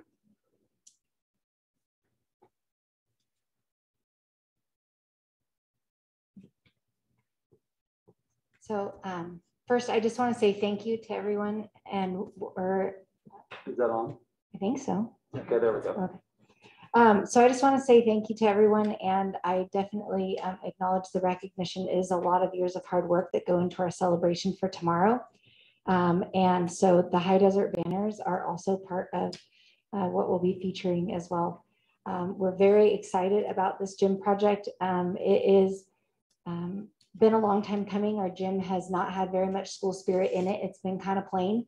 And so we're ready to celebrate all of the awesome things that are going on in our school. And we want it when you walk in the gym for you to have that feeling of what it feels like to be a Hawk at High Desert. So as far as the history of donations, Agua Dulce Airport, if you don't know, they have been phenomenal sponsors of athletics for the last 4 years. And they originally committed to 5 years of donations of $5,000 a year towards athletics at Vasquez and High Desert. That's pretty amazing. So I definitely want to make sure that we thank them for their donation, and they're part of what made this project possible that we're sharing with you tonight. In addition, the other things that we were able to get with the money that they have provided to the school is we were able to buy jerseys for all of our students and the padding for the front of the stage so that when our kids play basketball, it's safe for them, as well as the back wall, so that we don't have dangerous spots. So they're really incredible donors to our schools. Last year, I know they donated towards the Vasquez Gym project. So if you've been in the Vasquez High School gym, you've seen the fruits of that labor as well. And so it was High Desert's turn this year to receive the whole donation so that we could take care of our gym. Phase one of our project. So this is phase one with our Schools to Watch assembly being tomorrow. We wanted to make sure that we had some school pride going on, but there will be a phase two that will complete the donation. And so phase one was championship banners. And so that's what you see here. We have 5 sports at our school within the Silver League: soccer, volleyball, basketball, cross country, track, and did I get all of them? Basketball, soccer, volleyball, cross country, track, yes. And then in addition, we thought we wanted to not only recognize the athletes on traditional sports, but also our ballroom dance team. So I don't know if you know this, but High Desert has an amazing ballroom dance team. It was formerly known as Dancing Feet. It has a new name this year called Dance Force. The organization, we switched organizations because the other one kind of collapsed. So we are now with Dance Force, and our competition team is getting ready. Their competition will be in May this year. So we'll be looking forward to seeing them compete. And we have a lot of awards that are going to go up on there. And then we also wanted to recognize our academic scholars as well with our Science Olympiad team. And so if you don't know, we have an awesome Science Olympiad team. Our school actually provides 2 teams every year. We have a 5th grade team that competes at the elementary level, and then we have a 6, 7, 8 team that competes at the middle school level. So we're wearing 2 hats, and we actually send 2 teams every year to the Science Olympiad, and we're super proud of all of their hard work. And then, of course, banners would not be complete without recognition. We want people to know, as you heard up here, when people walk in, we want them to know we are a school to watch. And that means we take a lot of pride in that. And that means a lot to us being High Desert Hawks. So those are the banners that you're going to see up in our gym. And then, of course, we have to thank our community partners. This is not possible without their support. And so we want to thank our first community partner, which would be our district, for the support of all of our programs and staffing and things. Second, Agua Dulce Airport for their amazing donations that they have done. But also part of the donations have also come from the Acton Women's Club. So the Acton Women's Club donated, actually they upped their donation. They donated $2,000 to every school this year. So it was double. If you haven't checked it out, make sure you go shop in their store over in Santiago Square. Like, it makes so much money. They doubled their donation. So please go shop. Shepherd Church, they had students who attended High Desert, and they were so excited about our programs and things that they looked at our gym and they said, okay, that little scoreboard that you have on a table just is not cutting it. And so we are going to get to use in our basketball season a scoreboard for the first time, like a real scoreboard installed on a wall with like wireless. Sorry, it's kind of a big deal. We're getting out of 1881. I'm just, so we are so excited for Shepherd Church, and thank you for the amazing donation. And then also the Agua Dulce Women's Club, they had a great idea for a Shark Tank thing, and Christy Lewis blew it away this year. And so we got $2,000 donation from them as well. And so we're taking all these funds and we are putting them to good use. And they will be used to enhance High Desert. We are looking forward to also having an installed sound system for the first time ever, and a projection system for the first time ever, and good things are coming. So, but it's thank you to all of these awesome community partners, and to the district, and to really the staff. High Desert staff, what you're going to see tomorrow, if I can just say for 2 seconds, what you're going to see tomorrow is our staff is amazing, and they're making tomorrow possible. So there you go. Thank you, Mrs. Van Orlen. Hold on, Michelle, board member discussion. Going back to the phases, is 3 and 4, was that your 3 and 4? Because you had a 3 and a 4 on those slides. You had phase 1, phase 2, and then I saw Oh, no, I Three. must have just got excited with the numbers now. Yeah, They're all, everything you see is phase one. okay, because there were some different numbers. All right, Yes. got it.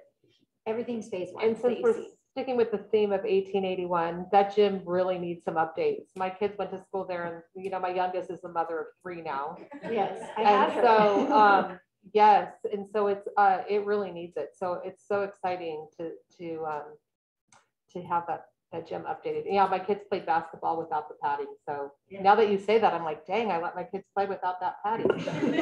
So that's really exciting. So congratulations and all your hard work, and it's going to be amazing. So thank you so much. Really, really nice. Very good. I would like to see a banner that's about forensics and speech and writing and that kind of thing. If you can't swing it, come and see me personally. Thank you. Speaking of 1881, I went to High Desert. And the gym has been sad since the get-go. It has been overhauled, holes have been patched, it has been painted, but still very bleak.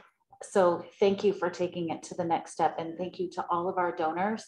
There are so many things that public schools can't do, and this is some of it, and it's so important to the education of kids to have buy-in to your own school. If you don't have buy-in and they don't want to be there, then they're not going to want to learn there. So get them to buy in, get them to enjoy where they are, get them to enjoy their sports, and show them that they're going to be recognized for things other than getting an A on a test, and they're going to want to get that A on the test. And they're going to want to go to school, and they're going to want to have lunch in the cafeteria. And as silly as, I mean, I don't want to go to a restaurant that is boring. You go to a restaurant and half of it is for the atmosphere. So when you go to school, you want to be where the atmosphere is great. So thank you for making our atmosphere better. Yeah. Awesome. Good job. It's going to look great. I can't wait to see it. When you walk into the Vasquez gym and you see the big logo and just all the stuff that's on there now, it's just an amazing experience. So I can't wait to see that at High Desert. The kids are going to be so excited, and it's going to bring a lot of pride to their school. One thing I would like to add, and I don't know if it's possible, but in your gymnasium, I would love to see a big American flag in there. I'm more than willing to donate. I'll tell my CFO at home to write you a check. Just tell me how much that needs to be. And the same goes for the Vasquez High School. I'd love to see a big American flag in there if that's at all possible and if the district approves it. Right now we have little rinky-dink things in there, but I think that would go along well with the rest of the environment. So good job. Can't wait to see it. Thanks. A couple things on the banner where you have for your schools to watch. The key word there is to watch. That means that you're evolving, you're continuing to improve. So watch us. You want to get on the bandwagon, come join us because we're moving. So that keyword to watch as we go forward. Going back to I remember when I first started that they said, you're going to coach volleyball. We didn't have a gym. So we were over there into your High Desert playing, and it had PE standards, and we had to go out and fabricate poles to put the holders and all that stuff. And we were playing, everybody would sit on the stage, and it was like target practice. I said, you guys may want to know. Grandma, you don't get to sit in the front row and watch practice. You get in the back row, you know. And a couple of times, a couple of the players would hit the ceiling, and the ceiling tiles would fall off, and I'd walk out and I'd get us, vote yes on the bond issue. You know, it was a great opportunity to help get Vasquez built because the building, the tiles were coming down. So it's got a great history. It's going to look terrific with all these things, and they're putting up the Hawks. The kids are going to be proud that they, and rightfully so. It'll be a fun day. I'm looking forward to it. Thanks again, Michelle, for all your hard work. Can I add 2 thank yous? Sure. I got teary-eyed at the end and I didn't read the rest of my notes. I need to make sure that we thank Mr. Terry Comstock. He actually coordinated the donation with Agua Dulce Airport. So I want to make sure he's thanked. And Don Schneider had a huge part in the vision of, you know, kind of moving athletics forward. And of course, Shiloh with all of her creative talents. So I needed to get to the rest of before I got emotional about schools to watch. So thank you. You can embarrass them all you want tomorrow. Okay. No, those are key players that have been around for years with us, helping us out. So we're very appreciative. Thank you, Michelle. Yeah, and I want to add thank you to the Spears family. You guys do amazing work for the community, and it's greatly appreciated. Thank you so much. And Spears family make awesome irrigation parts. City of Beverly Hills Sports Fields. Thank you. Okay, moving on. 10C, first read draft comprehension safety manual. Dr. Zahaki. This is discussion piece. Dr. Zahaki. Sure. Just want to go ahead and thank the district safety committee, comprised of our principals, counselors, health staff, amazing IT, just to name a few folks. Updates that are attached to the agenda to the safety plan include suspension and expulsion policies, district policy on dress code, general emergency preparedness efforts when it comes to different types of scenarios, be it earthquake, fire, active shooter, and as well as emergency response roles for staff, including myself as superintendent, setting up an EOC emergency operations center at the district office. Quite a lengthy document, but a lot of work that was put forward for the comprehensive safety school safety plan. And the highlights I just mentioned. There's a lot to go through. I just want to thank the committee putting this together. We do have drills that need to take place. For example, elementary schools need to, by law, have drills on a monthly basis. It's kind of random fire, earthquake, and change things up just to make sure that everybody's on board with protocols and processes, including staff and students, of course.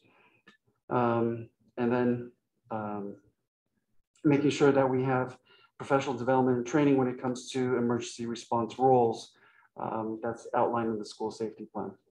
So thank you for that. Board member discussion. Just a quick comment, if you could pull it back up for a sec. I know the staff will catch this, but some of it has to be aligned. To look at page 4. Page 4. We just need to work. Oh, it's looking better, but it's a little off on the alignment. Also, if you look up page 14, I just have a question, and people say there's not any stupid questions, but this might be a stupid question. You go to page 14. I just need some clarification. There's some things about the dress code that says coaches and teachers may impose more stringent dress requirements to accommodate special needs and certain sports and our classes. I just would like a little more clarity on that, because it's important when students are dressing that they understand what's being asked of them, and it's important for parents to know. There's nothing worse than sending your child off to something and then something happens and they're not dressed appropriately and they're not understanding where they're going wrong. So I just need that to be a little more clear. If you go down a little bit more, go down to 6, right there, coaches and teachers. I just need more clarity what that means. Anyone from the committee interested in responding to number 6? And if not, if we need to come back to it, that's fine. I just don't want people sending their children to school thinking they're dressed appropriately, and there's nothing worse than there's nothing more humiliating for high school students to think that, or middle school, any kids. Really. Sure. Yeah. Front loading, expectations at the beginning of the school year. So I think we need a little more clarity there so people know exactly what that means. It's kind of a little bit broad. Thank you. There's a lot of stuff there, and I don't know why that caught my eye, but I think that would be helpful. So thank you. Okay, was this vetted to the community at all, like say through your site councils? Yes, part of the safety plan, school site council is required to go ahead and review and then and approve. So yes. So was there any objection from the site councils? I did not receive any feedback in terms of disapproval, and we have our principals here. So let's check back. Let's check back in with them before you bring this back to us, please. There's a reason I'm bringing that up. I have heard an idea going back a couple of years. Let's say that I'm in Vasquez's room. I don't know what it is, and I have a stroke or a heart attack, and I am calling 911. Where am I? What room am I in? So there was an idea brought forward, I think it was a PTSO initiative like 3 years ago, that you would have a sign in each room that said, I am at Vasquez High School, 12345 Red Rover Mine Road, and I am in room 3. Could we make that happen? Or does somebody have to die before the ambulance is driving around going, well, where are y'all? Where are you? Where are you? That's such a brilliant idea. Can we make that happen? Can somebody finally make that happen?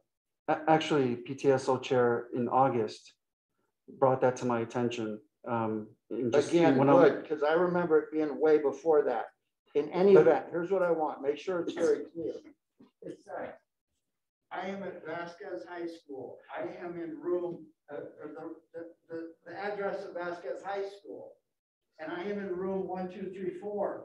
That way somebody with a phone can go, I don't know where I'm at. The guy's dying. No, I'm at Vasquez High School, 1234 in room 1234. Can somebody commit to that for me, please? Yeah, right. The signage. I don't need a book. I don't need the Bible or Book of Mormon, as Chad referred to. I just need this sign right here in this room. Can we do that, please? Yes, I just have a follow-up to that. PTS Vasquez's chair for PTSO in August, Ms. Martin brought that to my attention, talking about safety on campus. I guess time flies for me because I'm like getting so old. I will need that sign next week. Please get the signs in the room, every room. What room am I in now? Oh, the cops know where that is, right? I'm in the boardroom.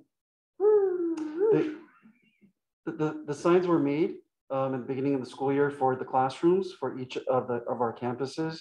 That includes address, phone number, as well as a site map, and it was laminated. And I have to provide kudos to Mr. Mora MNO, who actually jumped on that within 24 hours. So they're in the rooms now. Yes, sir. Good. I just made it very memorable that they stay there, didn't I? Okay, finally. Expulsion and suspensions. I need to make sure that everybody knows what that means and any criteria that could go with that. And I want people's dignity protected in that process. You all know what I'm talking about.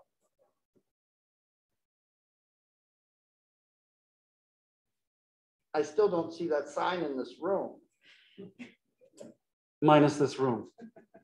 Okay, just a minute. I'm pulling away from you for just a minute.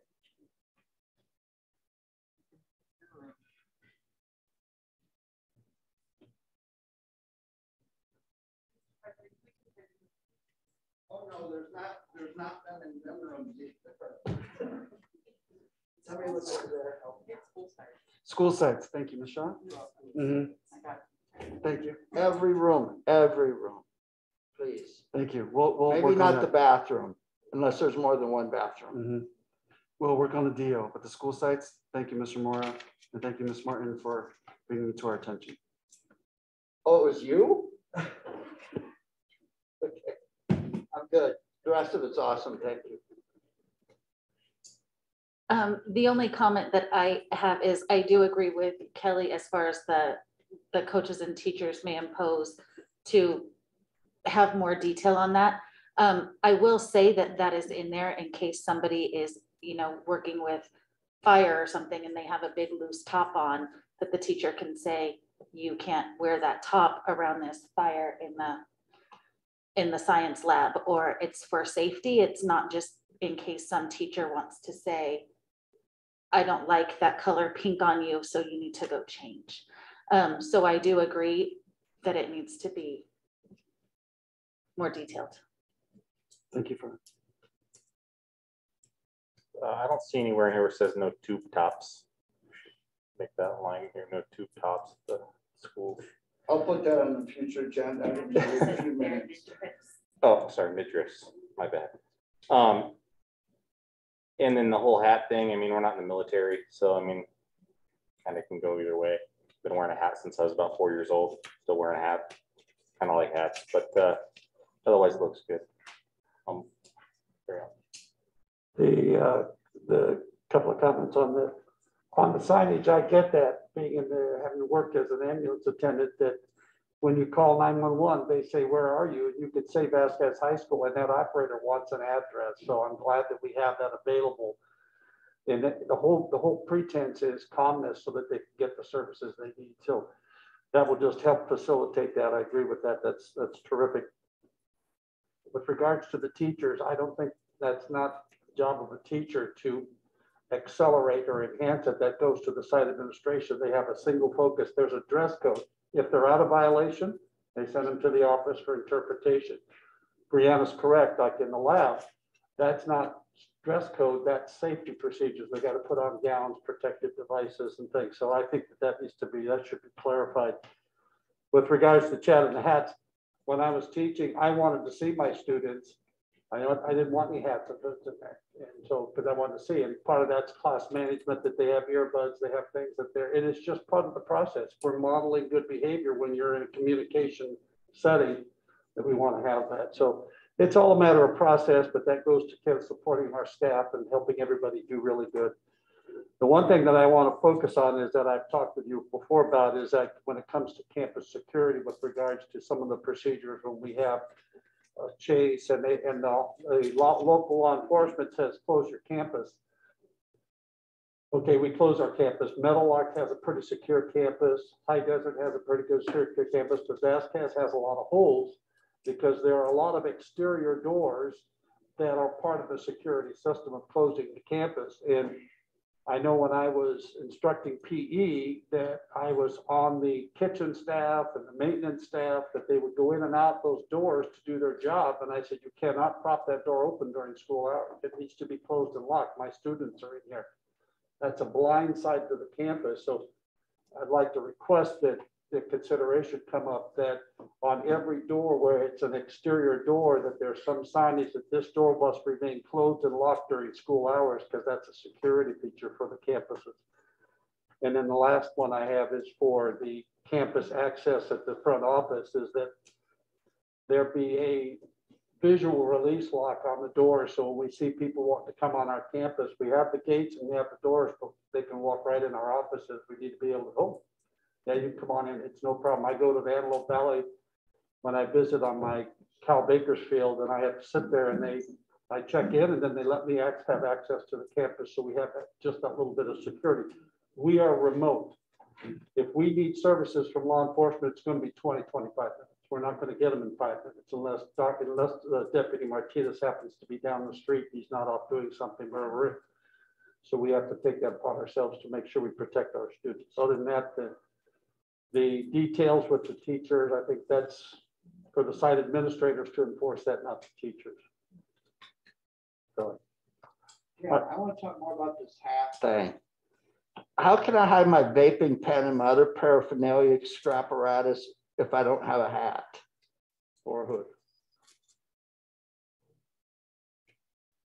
Well, and that's not one of my. That was a process. facetious question. Communicating and teaching to students, and I'm communicating with them, and I like to be able to see who I'm talking to, and that's just a process of class management. I would say the hat is the least of the concerns. Let's talk about earbuds and telephones and all the other stuff that should be put in the pockets or backpacks.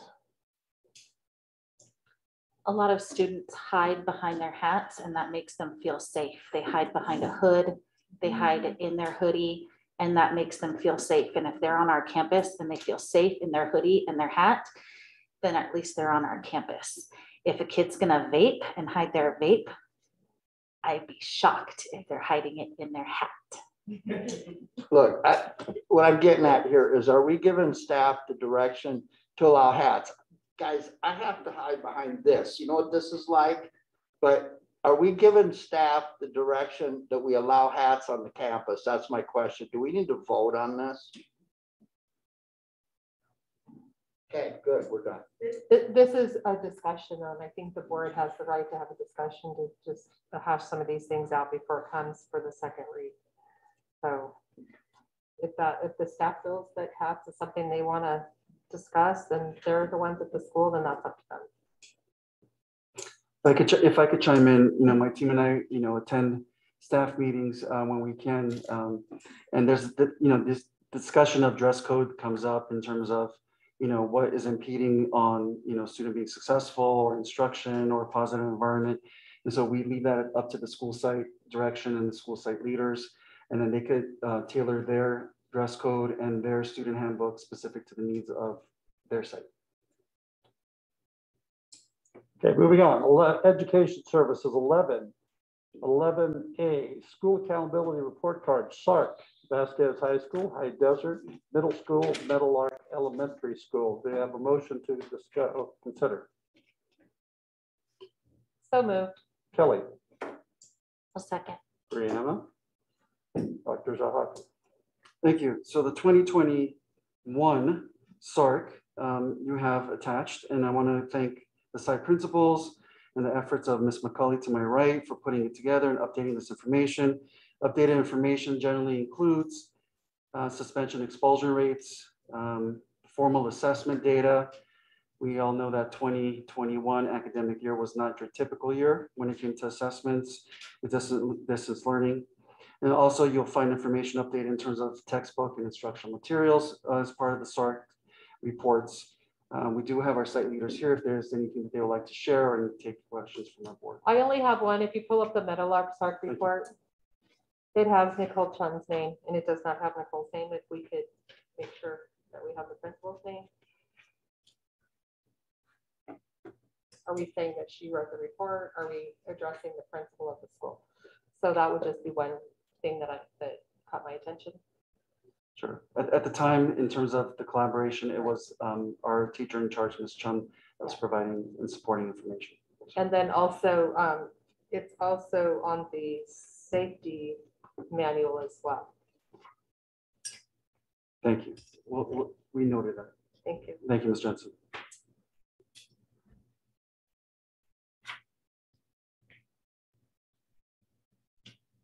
Further comments? None? Call the question. Kelly Jensen, aye. Paul's got aye. Brianna Texoni, aye. Chad Wadsworth, aye. Tim Jorgensen, aye, 5-0. 12, Business Services, Solar Update Presentation. This is a discussion item, Dr. Sahaki. Sure, we have a short presentation and a guest speaker on our solar project from Luminous. Waiting in the wings, some areas that will cover is positive impact to the general fund with this project and improved campus safety. Mr. Mirza? Yeah, good evening, board. We have Christian DeWitt and Alex Smith from our solar representatives to provide you guys with updates tonight on where we are in the process and where we're headed in the process.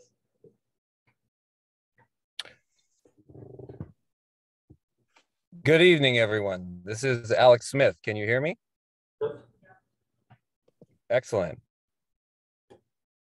I'm going to try to share my screen.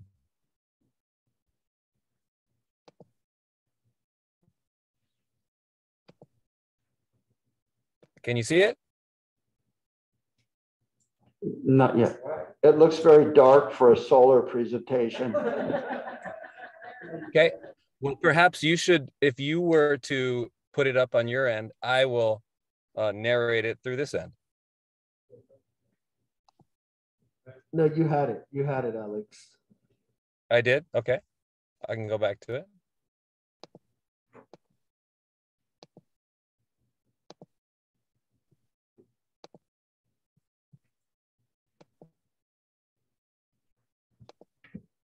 You can see it? Yes. Yes. Okay, great. So I'll go ahead and get it started. So a little update, we're ready to get started, but let's you review on what the project means. Savings, we've got a positive impact to the general fund, $6 million over 30 years. Also got next generation science standard aligned curriculum, that's K-12, that aligns with the solar system. Where we're locating solar arrays in the parking lots will be increasing the amount of light you'll have on campus. And in addition, when we're going out into field or blacktop areas, we'll be creating valuable shade. We recognize working with districts, we need to be able to provide customized community partnerships And with all this clean, green, renewable energy, certainly cleaning up the air provides environmental and human health benefits for all, which brings good PR for the district. Long-term history of electricity prices in California have been going up, and a 44-year compound annual growth rate of just over 5%. And while that's gone up and down, it has had that long-term trend. Recently, you can see since January of 2020, the rates have gone up even more than 5% per year. In fact, much more than that. So at all of your different types of schools, the rate hikes have been significant.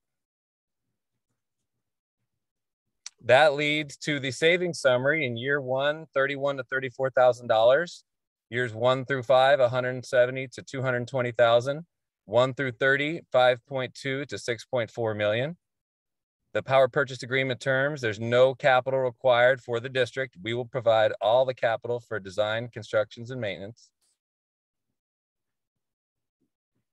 We will then sell the power back to the district at a rate of 14.8 cents per kilowatt hour, going up at 3.9% per year for the last 15 years.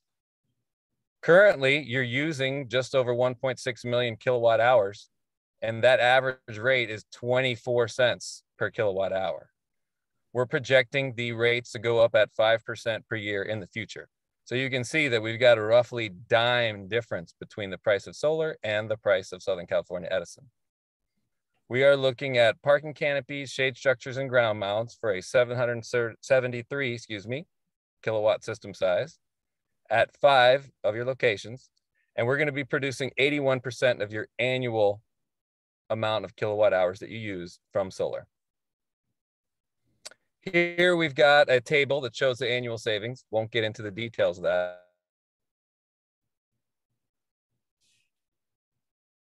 Here is that visualized. You can see the rate of solar is in red, going up and then flattening out, and the rate of Southern California Edison going up at either 3.5%, 5%, or 6%. We've modeled against the 5%.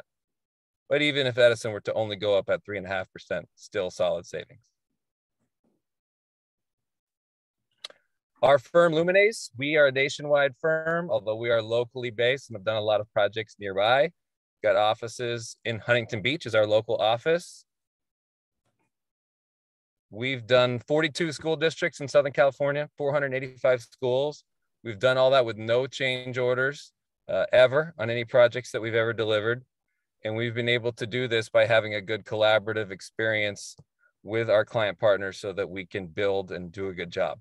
We also recognize that working with schools, we've got to be DSA experts, and safety is critical when we're building around schools and kids.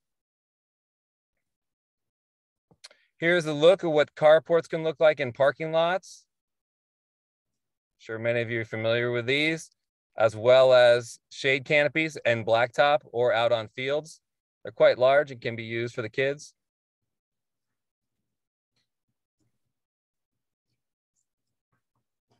Some other different projects. A little bit about our schedule. So we're in the middle of our design and engineering process. CGS, which is the California Survey, has to review everything before we can submit to DSA. And so we're still working through CGS to get that finalized. We will be looking at construction taking place July through December and everything turning on in the winter. So we're very excited about getting started and building at your schools. Here are some of the educational components that we'll also be offering up to you in terms of in-person events, some hands-on activities, as well as the K-12 curriculum. If you'd like, we can have a groundbreaking event or a flip the switch event when we're done. Happy to host that and be a co-host with you all. And here you can see the logos of many of the districts that we've worked with, a lot of nearby districts to you. Also, I've got copies of the layouts. You can see here Acton Elementary and the district office where we've got it over as a shade canopy. Agua Dulce Elementary, also shade canopy on the blacktop. High Desert Middle, got a combination of putting it in the quad as well as down by the fields. Meadowlark Elementary on the grass blacktop border. And here at Vasquez High School, we're putting in a ground mount. And that is the end of my presentation. Happy to answer any questions. Board member discussion. I don't have so much questions for the presentation, but I do have some comments and I'm kind of passionate about it. I park into one of these every single day. It's great. High desert, 112 outside, get to go underneath the solar panel. Windows rolled up, get in, my seats aren't hot. Love it. I was an assistant principal at a site that had solar panels that were behind some fence in the far left of the field. The grass died, weeds grew, it was an eyesore, and it was heartbreaking to drive past it every day and see all these weeds growing everywhere. I've seen some that are on the blacktop they give you great shade, like they're saying, and then there's some that are in the middle of the field and you're like, how did that make any sense? Now my kids can't play soccer as well. I just gave up some space. So for the staff, all I have is, I can see this map, but I don't really know like what that's really going to look like, but I'm going to just make sure that it's not taking away plays in the blacktop. So you think it's a good idea to give you shade until you go to have a handball game and the ball's going right in the middle of a post, or it's right in the middle of your field and you want to have a soccer game, but now you lost a bunch of your field. So I just want you to be really, really walking those sites to say, it's going to be this big, this high, and this is where it's going to be, because I've seen great ones. And then I'm like, what sense did this make? Because this is where they had to put it, it's a great savings and great, but now this field sucks because this is right in the middle of it. So just be very, very careful where we place these things, please. That's all. Refresh me, when did the board vote on this project and pick this consultant? Yes, that would have been the spring of 2020, so roughly 2 years ago. I'm going out fast. Yeah. So again, I know these things, and it's kind of like you put them where it's easiest to get to the power, and then you kind of end up with dead grass and all that kind of thing. So I don't anticipate that that's going to happen. I also don't. We want to remember that Vasquez was built on a pad, and it looks like the placement of this is not on the engineered pad. It's up in that area where the shot putters and discus throwers. How's your stuff about being discus and shot put proof? Exactly. Well, I can respond to that. So we've located the arrays, as we put them, not meant to be in the discus and shot put area, certainly. Okay, so the staff, you hear me? Who's in charge of the sports program? That would be the athletic director. Hey, I'm learning fast, right? Next. This might be a completely dumb question. Why are some of them over the parking lots and some of them not over the parking lots?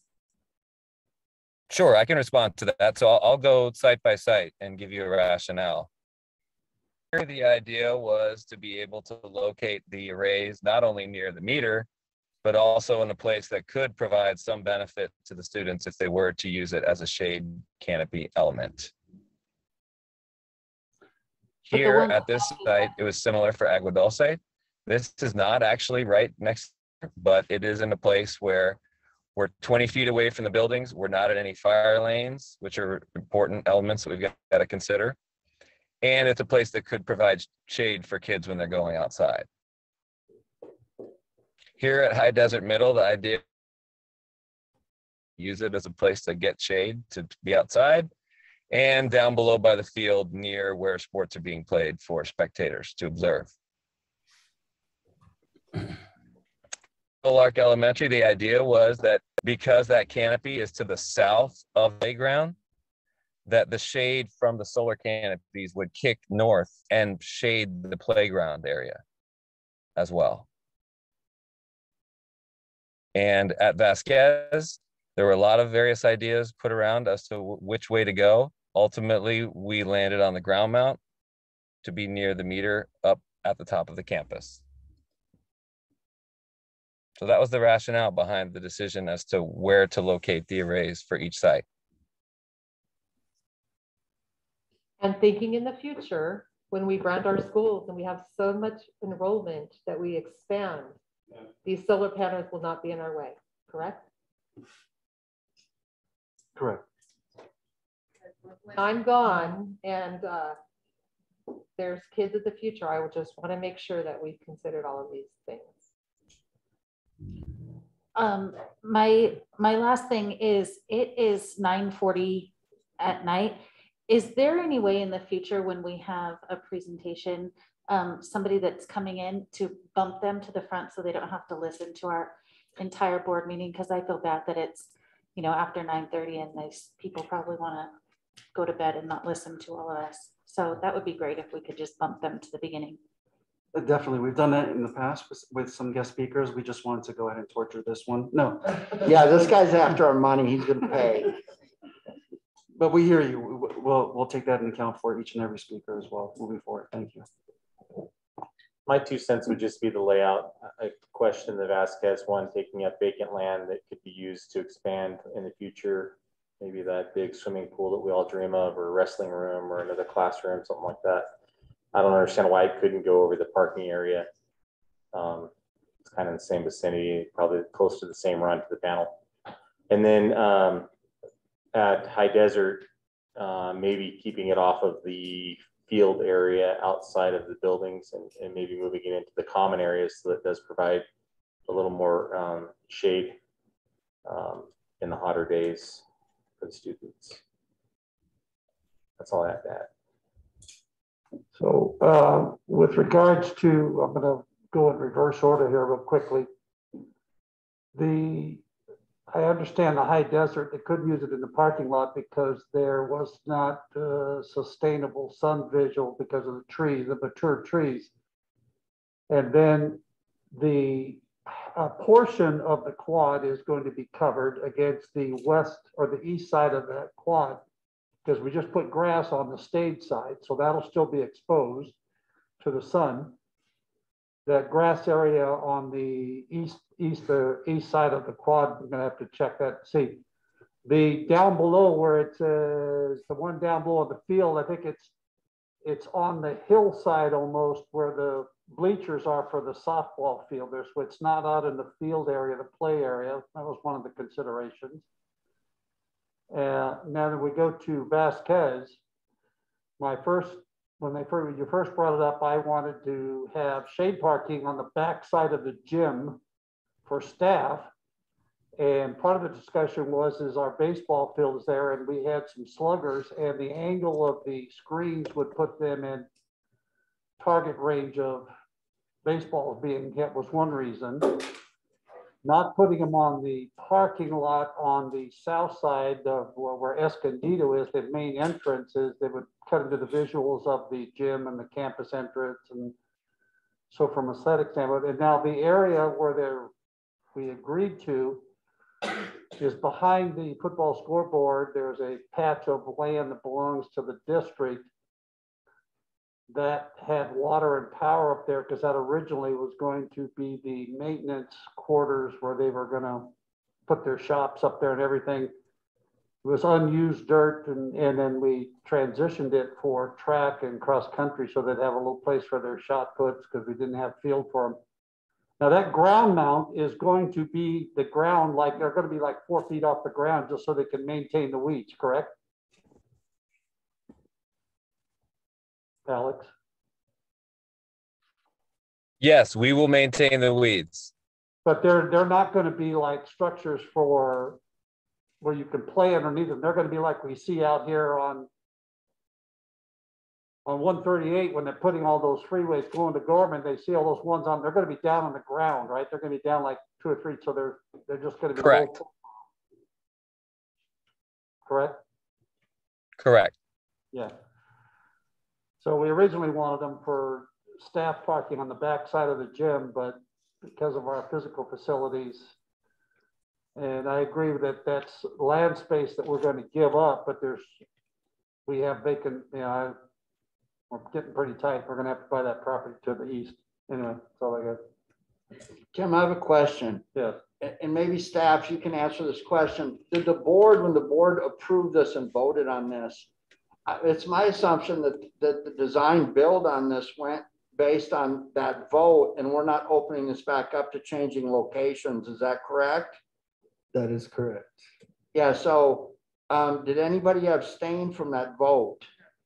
Who was here in 2020? Okay, so the three of us, Right.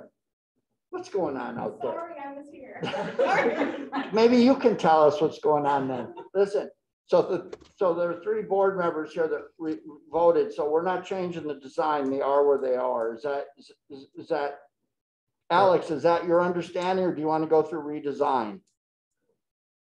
No. Well, we're here to present you an updated schedule for. Okay, so that means this is an update. It's not a reinvent the wheel. Okay, thanks. Correct.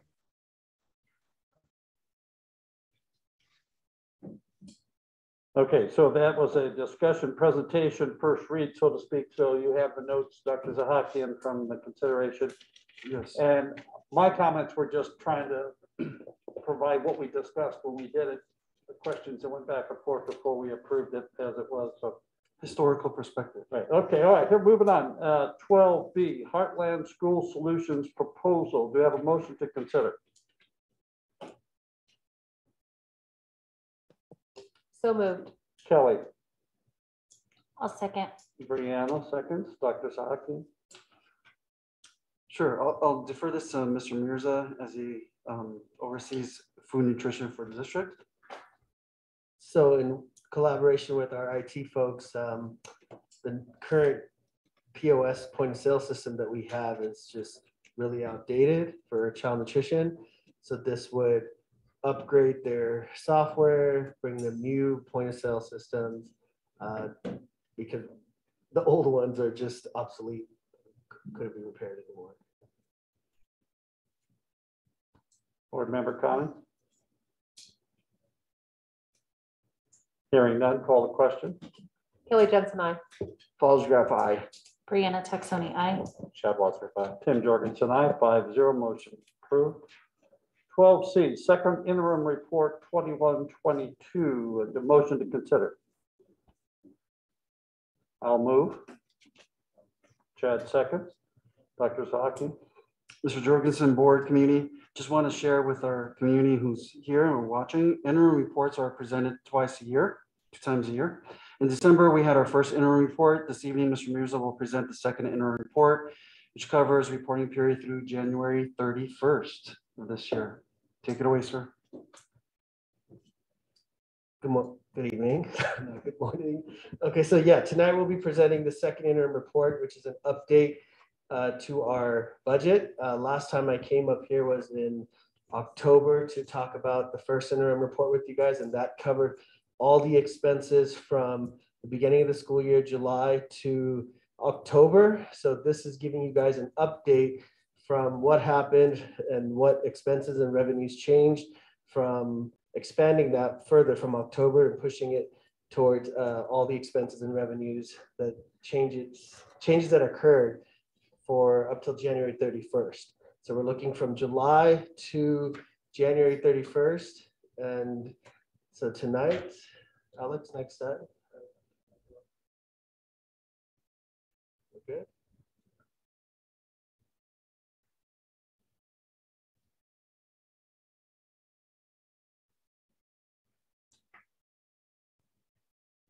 I'm going to turn this off.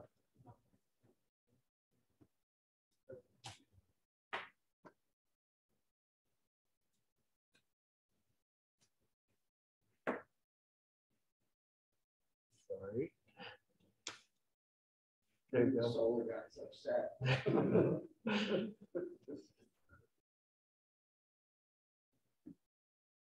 Okay, so yeah, tonight's agenda, we'll go over the reporting requirements, which Dr. Sahakian kind of went over. We'll jump right into the reserves, the enrollment ADA trends, revenues and expenditure changes, give you guys an update for where we are for our ending fund balance, and go into the multi-year projection so to see how we're doing for the 2 fiscal years out. Yes, next slide. So you could skip this slide. So pretty much that's what Dr. Sahakian mentioned, that we're giving you guys an update from July to January for all the changes in the revenue and the expenses. And it's required. We have to report it to the County of Education twice a year. So district certification reserves, we are certifying positive, which is good news. We will meet our current year and at least our next 2 fiscal years, 4% state board and required minimum reserve. Right now, ending 21-22, we're projecting that our total reserves will be about 60.52%. Going forward, next year we'll be at 74.20%. And after that, 22-23, 22-24 year, we'll be at 72.20%. Keep that in mind.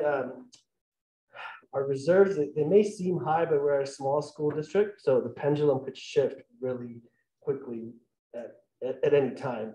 Like that be a lawsuit or anything that happens, that it could shift our pendulum. So it looks like we're doing good, but in reality, 4% covers about $750,000 of, that's what 4% required reserve would be. And that doesn't even cover 1 month of payroll. Our average payroll runs about $1.1 million.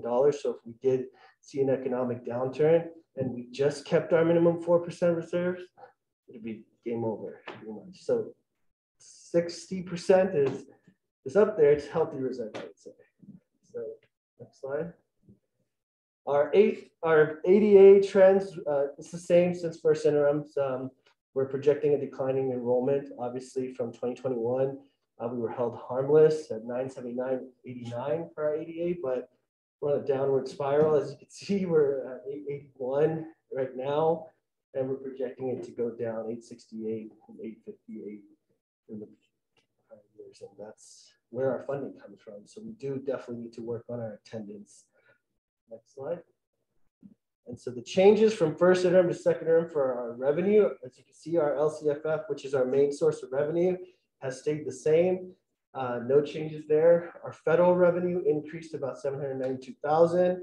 State revenues went up about 94,000. Our local revenues, we adjusted them down 327,000. And so what that comprises of is we updated our federal revenue for our ESSER $3 to match our final apportionment through the CDE. So that approximately came up to about 405,000 increase. The remaining increase that you see in our federal dollars was $386,000, which was our COVID testing grant money that we accounted for in our local source. We shifted it back up to our federal because we found out from the CDE that it's actual federal funding. So we just shifted it back up. As you can see, our local revenue, you see that decrease. Our state revenue increased because we got new one-time money called Expanded Learning Opportunities Plan, very similar to the Expanded Learning Opportunity Grant Program, but this is different. So that went up about 94,000. Next slide, Alex. And so our expenditures, our certificated salaries decreased about 84. We decreased the budget from first interim expenses up till October to where we see our expenses landing at the end of January and projecting outwards where we think we're going to end up at the end of the year. We decreased it about 84,000. Classified salaries, benefits went up. Supplies we increased 599,000. Services we decreased, and capital outlay we decreased as well. Oh, sorry, capital outlay we increased. So as you can see, this is just a pie chart. About 57% of our entire budget is comprised of certificated classified salaries and benefits. Supplies and services make up the bulk of the remaining. Right now, supplies and services are a little inflated. Still, we have those COVID funding that we have placeholders for, and those are all one-time dollars. Next slide. And so these are the assumptions we use to build the budget. As you can see, our COLA, 5.07%, that we multiply that based off of our ADA and the formula that accounts for our LCFF dollars. That stayed the same for this year, but the 2 years out, we didn't know this information during first interim. So our 2023 year and the upcoming year, we're getting 5.33% COLA. So that's really good. And then 3.61% outwards. Something that's not changing here is CalSTRS rate. You see increase. It's going from 16.92%. That makes up all the benefits for the certificated staffing is based off of the CalSTRS rates.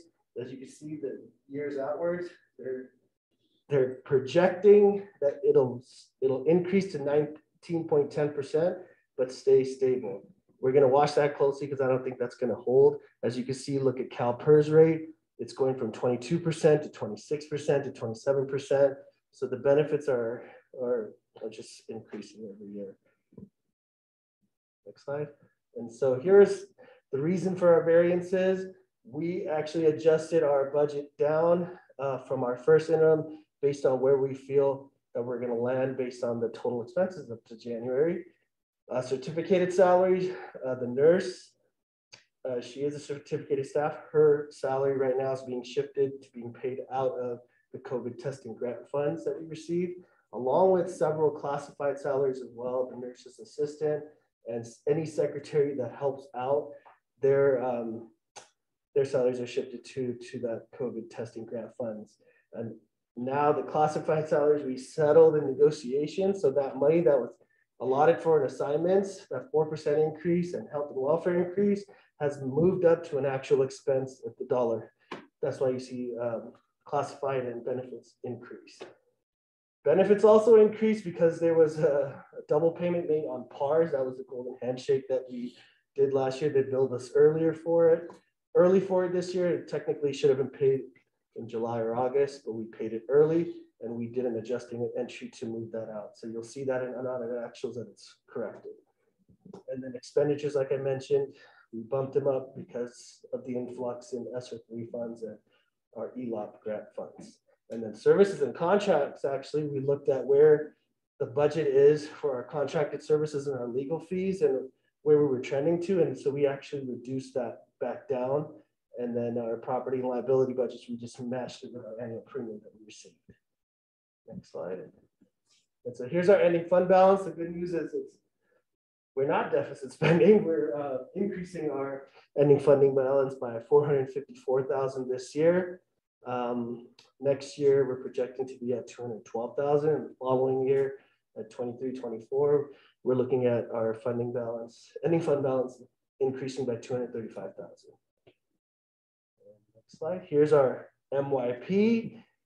And so if you follow me on this, see if this thing works here. So this is our beginning balance, $12,197,154. Our projected revenue for this year, which encompasses everything, our local, federal, state, LCFF dollars. Here's our projected expenses. So as you can see, we have a surplus of $454,000, and that we just add back to the beginning balance. So our new ending balance is $12,651,000. And these are assignments that we are keeping here. Restricted resources covers like special ed and programs that we have to do contributions to. Assignments here are possible negotiation funds that are remaining. And then here's our reserve dollars. So as you can see, every year, the good news is we're not in the red here, and so that's what I have for you guys tonight. If you have any questions or concerns, next slide. Sorry. Let me give you a quick update on the rest of the funds. Fund 13, child nutrition, Fund 14, Fund 17, they're all positive. So if you see we're not deficit spending in any of these. So child nutrition has $171,000 balance, ending fund balance. Fund 14, which is our deferred maintenance, doesn't have much dollars in it. It's about $2,700. But we used to transfer money over to that. But as you could tell, our Fund 25 and our Fund 40, which is also can be used for maintenance purposes and capital infrastructure upgrades, we have a pretty strong balance in here. So if there's any emergency maintenance expenses that come up, we could always utilize these funds for those. And then we have our small dollar amount sitting in $8,634. That's ending fund balance that we could apply towards upgrades as well. And our Fund 49 is for our community facilities development. And so that ending balance is just $30,255. There's no update on the CFD as of now. That dollars just pays for the services for their attorneys. And so the final notes, we're certifying positive. We just continue got to be prudent in the development of our budget, maintain the high level of reserves. I know people may not be happy about it, but the pendulum could swing back and forth real quick with a small school district. Continue to monitor staffing as people are retiring, reanalyze the positions and look at position control to see if those need to be filled. And it's recommended that Board of Trustees approve this report tonight. And that's all I have. Board member comments? I just thank you. It's always nice to see as a board member and a community member that we're not seeing a lot of red. So I really appreciate you making sure that we're going to have a positive, that we're positive. So thank you.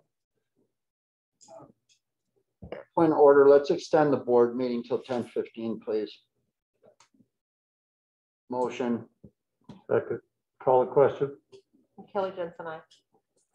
Falls, you aye. Brianna Texoni, aye. Chad Wadsworth, aye. Tim Jorgensen, aye. Meetings are 10:15. Okay, here we go. You know what's coming. Sometimes people come in, they don't understand the budget, they don't understand the reserve, they want to know what happened, why the board took away the pool, the outdoor tennis courts, all that kind of stuff. So I do want this in the record. First thing, can we get this up on the district website, like boom, right up here where anybody has any questions? And of course, if someone were to call and make a request, you would know that. Would you say that the major part of this reserve outside of the money the government has given us is COVID related? By the way, has the government ever threatened to pull your COVID funding? No. Based on a vaccine requirement or not? Not at this point. Okay, so that's an assumption I think that's being made that's not true. And so would you say that outside of those funds, that the reason the fund balance is what it is because after the San Diego case, this district hung on to the money that was in the charter reserve? Yes. Yes, that's a yes.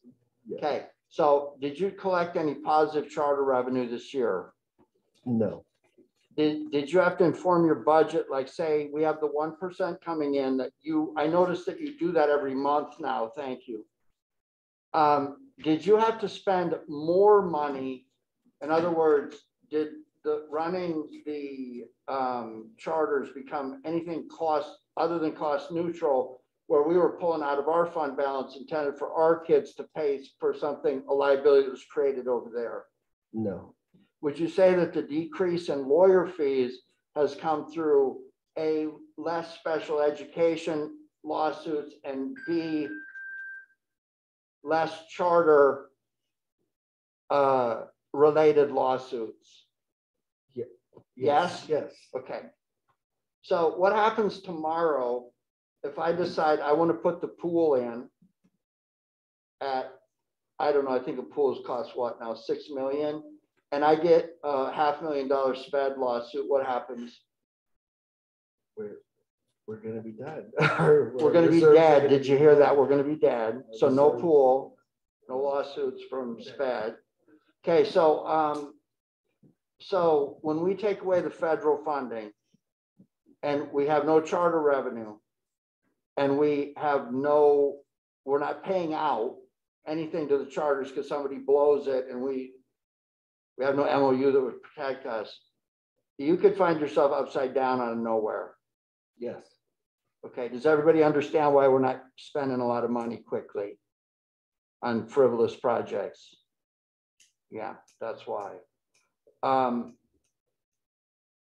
Here's my indicator of progress since I've been on this board. Let's go to the page where you had deferred maintenance funds. Near the end, Alex. I remember when I was sitting out in the audience, I would watch that fund balance, deferred maintenance funds.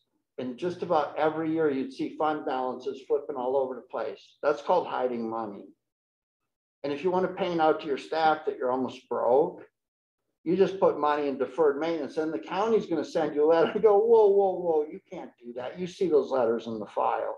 So that's the first thing I look for is Fund 14, deferred maintenance. Are people burying money in that account to make it look like there's less in your fund? That isn't that kind of the way it's supposed to look? Yeah. Yeah, I appreciate you not running 2 and 3 sets of books. As always, good job, Brianna.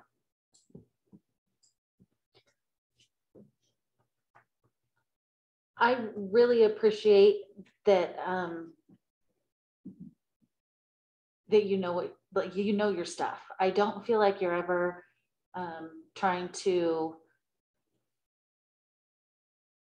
buffalo us for that's not the word that I was going to use, but I always feel like you tell us exactly how it is and tell us straight, and I very much appreciate that. Thank you for this. The enrollment going down has always been concerning, and then at the rate that it's going down is incredibly concerning. And I do feel like there's so many things that we can do, even offer incentives for kids to come to school and making phone calls when they're absent and saying, hey, can you just get your kid in here even for the afternoon, even if they're late, come in, so that we can at least collect those ADAs, and a little bit adds up to a lot. All of the programs that Dr. Sahakian is doing, if we get that word out there and with the branding, and we get the more programs, the more kids, the more kids, the more programs, and it will build. So the trend in the past is that we lose kids, so we lose programs, and then we lose more kids because we've lost our programs. And we need to reverse that. We need to bring in the programs to bring in more kids. We have a huge homeschool population here, and our school has a very weak independent study program. That's something that we could pull back a lot of ADA, having a bigger homeschool population coming back to our district if we had that strong program. Those are just ideas. That was in no way direction. Those were just brainstorming ideas to get our ADA back up. And then ADA up goes back to increasing our funds. So thank you so much for your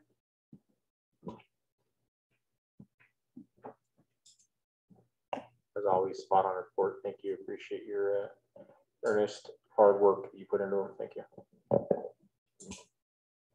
Doc, you blew it out of the park again. Oh my goodness. So to me, it's hard to run school finance because there's a lot of restrictions and guides. I'm expressly appreciative of the confidence I have in your staff and the department to present it accurately to us, give us the numbers where it's at. And looking at it, everybody says, oh, well, look at that, a lot of that money. Well, the shifts in decisions are not small, they're big. So when something happens, it's not just a couple of $100, it's in the millions. And I appreciate that you're making decisions, prudent decisions, rather than panic decisions. If we went up and spend it, then we'd be in a panic trying to make sure we hit our 4%. And so keep up the good work. And I appreciate the staff for doing everything that they're doing to get it done right. Thank you. No further discussions. Call the question. Kelly Jensen, aye. Falls Graph, aye. Brianna Texoni, aye. Chad Wadsworth, aye. Tim Jorgensen, aye. 5-0. The second interim report 2022 is approved. Going on to 13 calendar, March 10th is our, let's see, the next board meeting will be on March 24th. And the 16th, the following one will be on April 14th. And then we go on spring break. Dr. Zog, you have anything to add to that? No, not at this time. Thank you, Mr. Jorgensen. Future agenda items, 14A. Dr. Sahakian, do we need to update the administrative dress policy, or can you handle that? Oh, we could go ahead and handle that. Thank you, sir. The only thing I still notice here is a second reading adoption of the board policy 420.42 charter school renewal. Is that coming up or is that still out there? It's not going to be on the next one? But we'll check in with a director of charter services. I think there's one that's still out there, the MOU, we could bring that back. Okay, and moving on, 15A adjournment. Do I have a motion to adjourn? Chad moves. Chad, I'll second. Brianna, no discussion, call the question. Kelly Jensen, I. Falls Graph, aye. Brianna Texoni, aye. Chad Wadsworth, aye. Tim Jorgensen, aye. 5-0. We stand adjourned at 10:01.